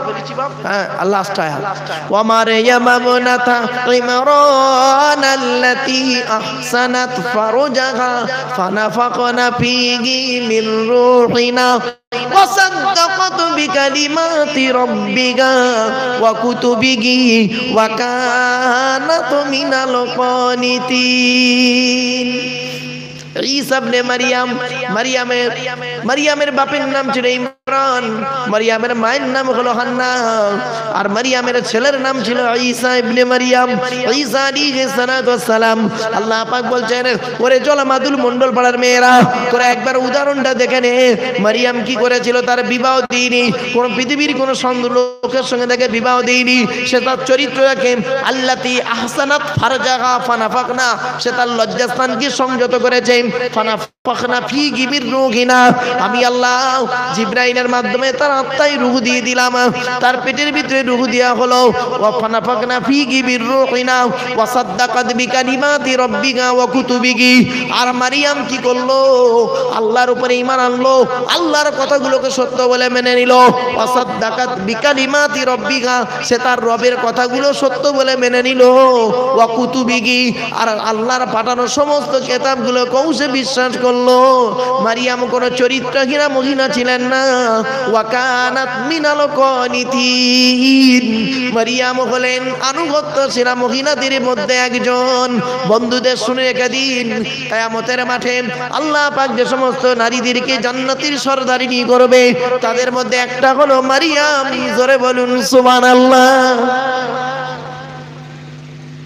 বাপেরা আজকের বাড়ি থেকে চিন্তা করবেন, হাসির ছলে সূরা তাহরিমটা সংক্ষেপে অনেক ব্যাপক আলোচনা। এই সূরাটার আলোচনা করতে গেলে কমসে কম 5.5 ঘন্টা সময় লাগবে, খুব কম করে 5.5 ঘন্টা সময় লাগবে। কিন্তু কি করব, বড় আশা নিয়েছিলাম একটা সূরার অন্তত কোন রকম ভাবে বিল্লাফস তরজমাটা করে অন্তত শুনে থাকুক। একদিন না একদিন আল্লাহর দরবারে গিয়ে বলতে পারবেন, ওগো আল্লাহ, ওগো আল্লাহ, ওগো দয়াময়, আপনার কোরআনের একটা সূরার শুরু থেকে শেষ পর্যন্ত সংক্ষিপ্ত আলোচনা শুনেছিলাম। এটি হলো যে সূরাটির আলোচনা হলো বাপ, সূরাটি হলো কোরআনের 66 নম্বর সূরা। কত নম্বর বাপেরা? 66 নম্বর সূরা, 28 নম্বর পারার শেষ সূরা। সূরাটির নাম হলো সূরা তাহরিম। তাহরিম মানে হারাম করা। হারাম করার ঘটনাটা কি আগে অতক্ষণ ধরে বলছিলাম, মনে আছে? সে মধু খাওয়ার কথা, মারিয়া কিপ্তিকে হারাম করার কথা, এই কেন্দ্র করে সূরাটির নাম রাখা হয়েছে সূরা তাহরিম। সূরাটির ভিতরে ছিল কি, দুটো রুকু ছিল, 11টা আয়াত ছিল। সূরাটি মদিনায় অবতীর্ণ হয়েছে। সংক্ষিপ্তভাবে বাপেরা এই সূরাটির ভিতরে ব্যাপক আলোচনা রয়েছে। আমি কত সংক্ষিপ্ত করব, এর থেকে সংক্ষিপ্ত আর হয় না বাপ। তাই জন্য 2 ঘন্টার ভিতরে, তাও আবার এদিক ওদিক করে আপনাদের ঘুম ছাড়াতে ছাড়াতে আমার 15-20 মিনিট বেকার চলে গেছে। ঘুম ছাড়াতে ছাড়াতে রাত 1টার সময় উঠে আর ঘুম ছাড়ানো, আবার এত হাই স্পিড পাকা হয়। আর বিরিয়ানি মনে হয় খেয়েও এসছে, আর পকেটে করে আবার মনে হয় সেই ইয়ে নিয়ে বসেছে, কি বলে এই জর্দা জর্দা, ইয়ে আবার বলে গুটকা। দেখেছেন, চোর হলেই পুচকির দিকে ওর মন। গুটকা। অবাপেরা শোনেনি, এই তেরেঙ্গা আমি ভাবছি না সরকারকে একটা দরখাস্ত লিখবো। দরখাস্ত এটাই লিখবো যে ব্রেনের ডাক্তারি পড়ানোর দরকার আছে, আচ্ছা হার্টের ডাক্তারের দরকার আছে, স্কিনের ডাক্তারের প্রয়োজন আছে, কিন্তু চোখ কান নাক গলার ডাক্তারের প্রয়োজন আছে। পেটের রোগের ডাক্তারি পড়ার দরকার নেই, মেডিসিনের ডাক্তারি পড়ার দরকার নেই। ওই ডিপার্টমেন্টটা তুলে দেন, ওই টাকাটা খরচা না করে, ওই খাতে খরচা না করে ওই টাকাটা নিয়ে যদি গরিবদের দান করেন লাভ হবে। তা সরকার যদি আমাকে জিজ্ঞাসা করে এত বড় কথা আপনি কেন বললেন, পেটের রোগে তো মানুষ বেশি মারা যাচ্ছে এখন, ঠিক না বে ঠিক? মেডিসিনের ডাক্তার, তা আপনি ডিপার্টমেন্টটা বন্ধ করতে কেন বলছেন? তো আমি বলবো, মাননীয় সরকার বাহাদুর, বিড়ি খেলে যদি পায়খানা ক্লিয়ার হয় তাহলে পেটের রোগের ডাক্তারি পড়ার দরকার কি? বিড়ি খেলে যদি পায়খানা ক্লিয়ার হয়, বাস্তব কথা, ম্যাক্সিমাম পায়খানাতে গিয়ে দেখি হয় বিড়ির পেছন পড়ে আছে, নইলে সিগারেটের পেছন পড়ে আছে। অতএব ওই মেডিসিনের ডাক্তারি পড়ার দরকার নেই, গোটা কত বিড়ির দোকান করলেই যথেষ্ট। বাপেরা, ওই সিগারেট খেয়ে যারা মরে যায়, ক্যান্সারের রোগে মরে, সিগারেটের গায়ে একটা ছবি দেওয়া আছে দেখবেন, ক্যান্সারের ছবি, আর সিগারেটের গায়ে লেখা আছে cigarette is injurious to health, স্বাস্থ্যের পক্ষে ক্ষতিকর। এখন যদি জলামাদুল মন্ডল পাড়ায় যদি কোনো একটা ছেলে কেবলমাত্র সিগারেট খেয়েই যদি ক্যান্সার রোগে মারা যায়, আর ওই ছেলেটার জানাজার নামাজ যদি আমাদের হুজুর পড়াতে গিয়ে জানাজার নামাজ পড়িয়ে যদি দোয়া চাই আল্লাহর কাছে, আল্লাহ গো এর গোনাগুলো মাফ করে দিও, কবরের সওয়াল জবাব ভালো করে করাইও, আল্লাহ ফেরেশতাদের ডেকে বলে ইমাম সাহেবকে আরো গাছে ধরে পেট পেট পেট, ও ক্যান্সারে মারা গেছে, আমি খেতে মানা করেছি নেশা জিনিস, ও খেয়ে মারা গেছে, আর ও ওর জন্য সুপারিশ করছে ওর মাইনে কমিয়ে দে। সমস্যা পড়ে যাবে না বাপেরা। শোনেন, আজ বলে যাচ্ছি, যে মসজিদে ইমাম সাহেবের মাইনে কম, যে মসজিদে ইমাম সাহেবের মাইনে কম, ওই মসজিদের মুসল্লিদের নামাজ আল্লাহর দরবারে কবুল হওয়া মুশকিল আছে। যদি বলেন কেন হুজুর ফতোয়া, এই ফতোয়া তুই তোর বইয়ের আঁচলের তলায় মারবি। আমি 18-19 বছর ইমামতি করেছি। কত বছর? কত বছর? 19 বছর ইমামতি করেছি বাপ। 19টা বছর আমি ইমামতি করেছি। 400 টাকা মাইনে, আল্লাহর কি রে, 400 টাকা মাইনে। আচ্ছা বাপেরা বলুন তো দেখি, এই 450 টাকা যদি ইমামের মাইনে হয়, 30 দিনে যদি 450 টাকা মাইনে হয়, দিনে কত টাকা হবে? দিনে কত টাকা হবে? যাও 15 টাকা, দিনে 15 টাকা রোজ। তা ধরুন ভাই আপনাদের ইমাম নয়, আমি আপনাদের ইমাম, এখন আমাকে ইমাম ধরুন, এখন আমি আপনাদের ইমাম, 30 দিন ডিউটি দেবো, হ্যাঁ 30 দিন ডিউটি, 450 টাকা আপনারা দেবেন, রোজ হলো 15 টাকা, 24 ঘন্টা ডিউটি, কাজ কি 5 ওয়াক্ত নামাজ পড়ানো, বিনিময়ে পাবো কত? 15 টাকা। আচ্ছা 5 কে 15 ভাগ করলে ক টাকা ওয়াক্ত হয়? আরে বলুন না রে ভাই, 3 টাকা।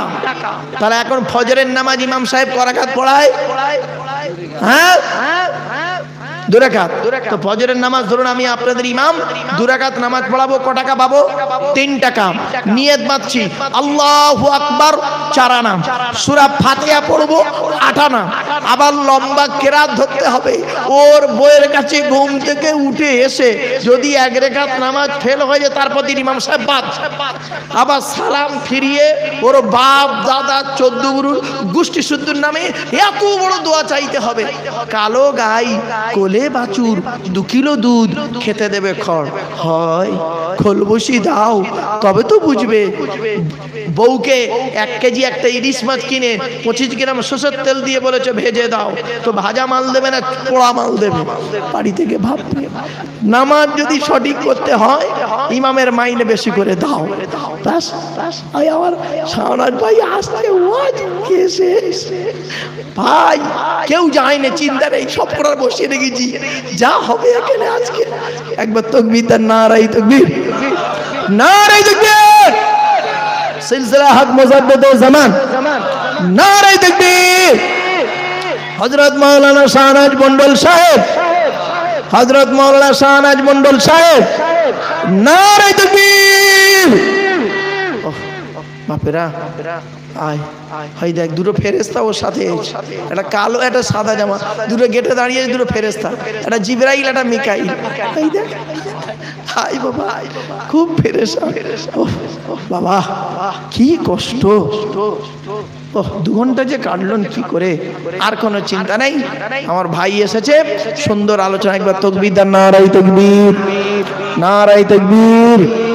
জনাব হযরত মাওলানা শাহনাজ মন্ডল সাহেব, নারায়ে তাকবীর। বাপেরা, আমার আলোচনার মধ্যে ভাষাগত দিক থেকে ত্রুটি হলে ক্ষমা করবেন, ক্ষমা যা করবেন বুঝতেই পাচ্ছি, গাড়ির চাকার হাওয়া খুলে দেয়, আমার খুব বিপদ। যাক বাপেরা, ভালো থাকুন, সুস্থ থাকুন। বিভিন্ন দিক নিয়ে কথাগুলো বলছিলাম, ভালোবাসি তাই বলে ফেললাম। আল্লাহ আপনাদের ভালো রাখুক, আমার জন্য দোয়া করবেন। ওয়া আখিরু দাওয়ানা আলহামদুলিল্লাহি রাব্বিল আলামিন। আসসালামু আলাইকুম। দরুদ শরীফ। আল্লাহুম্মা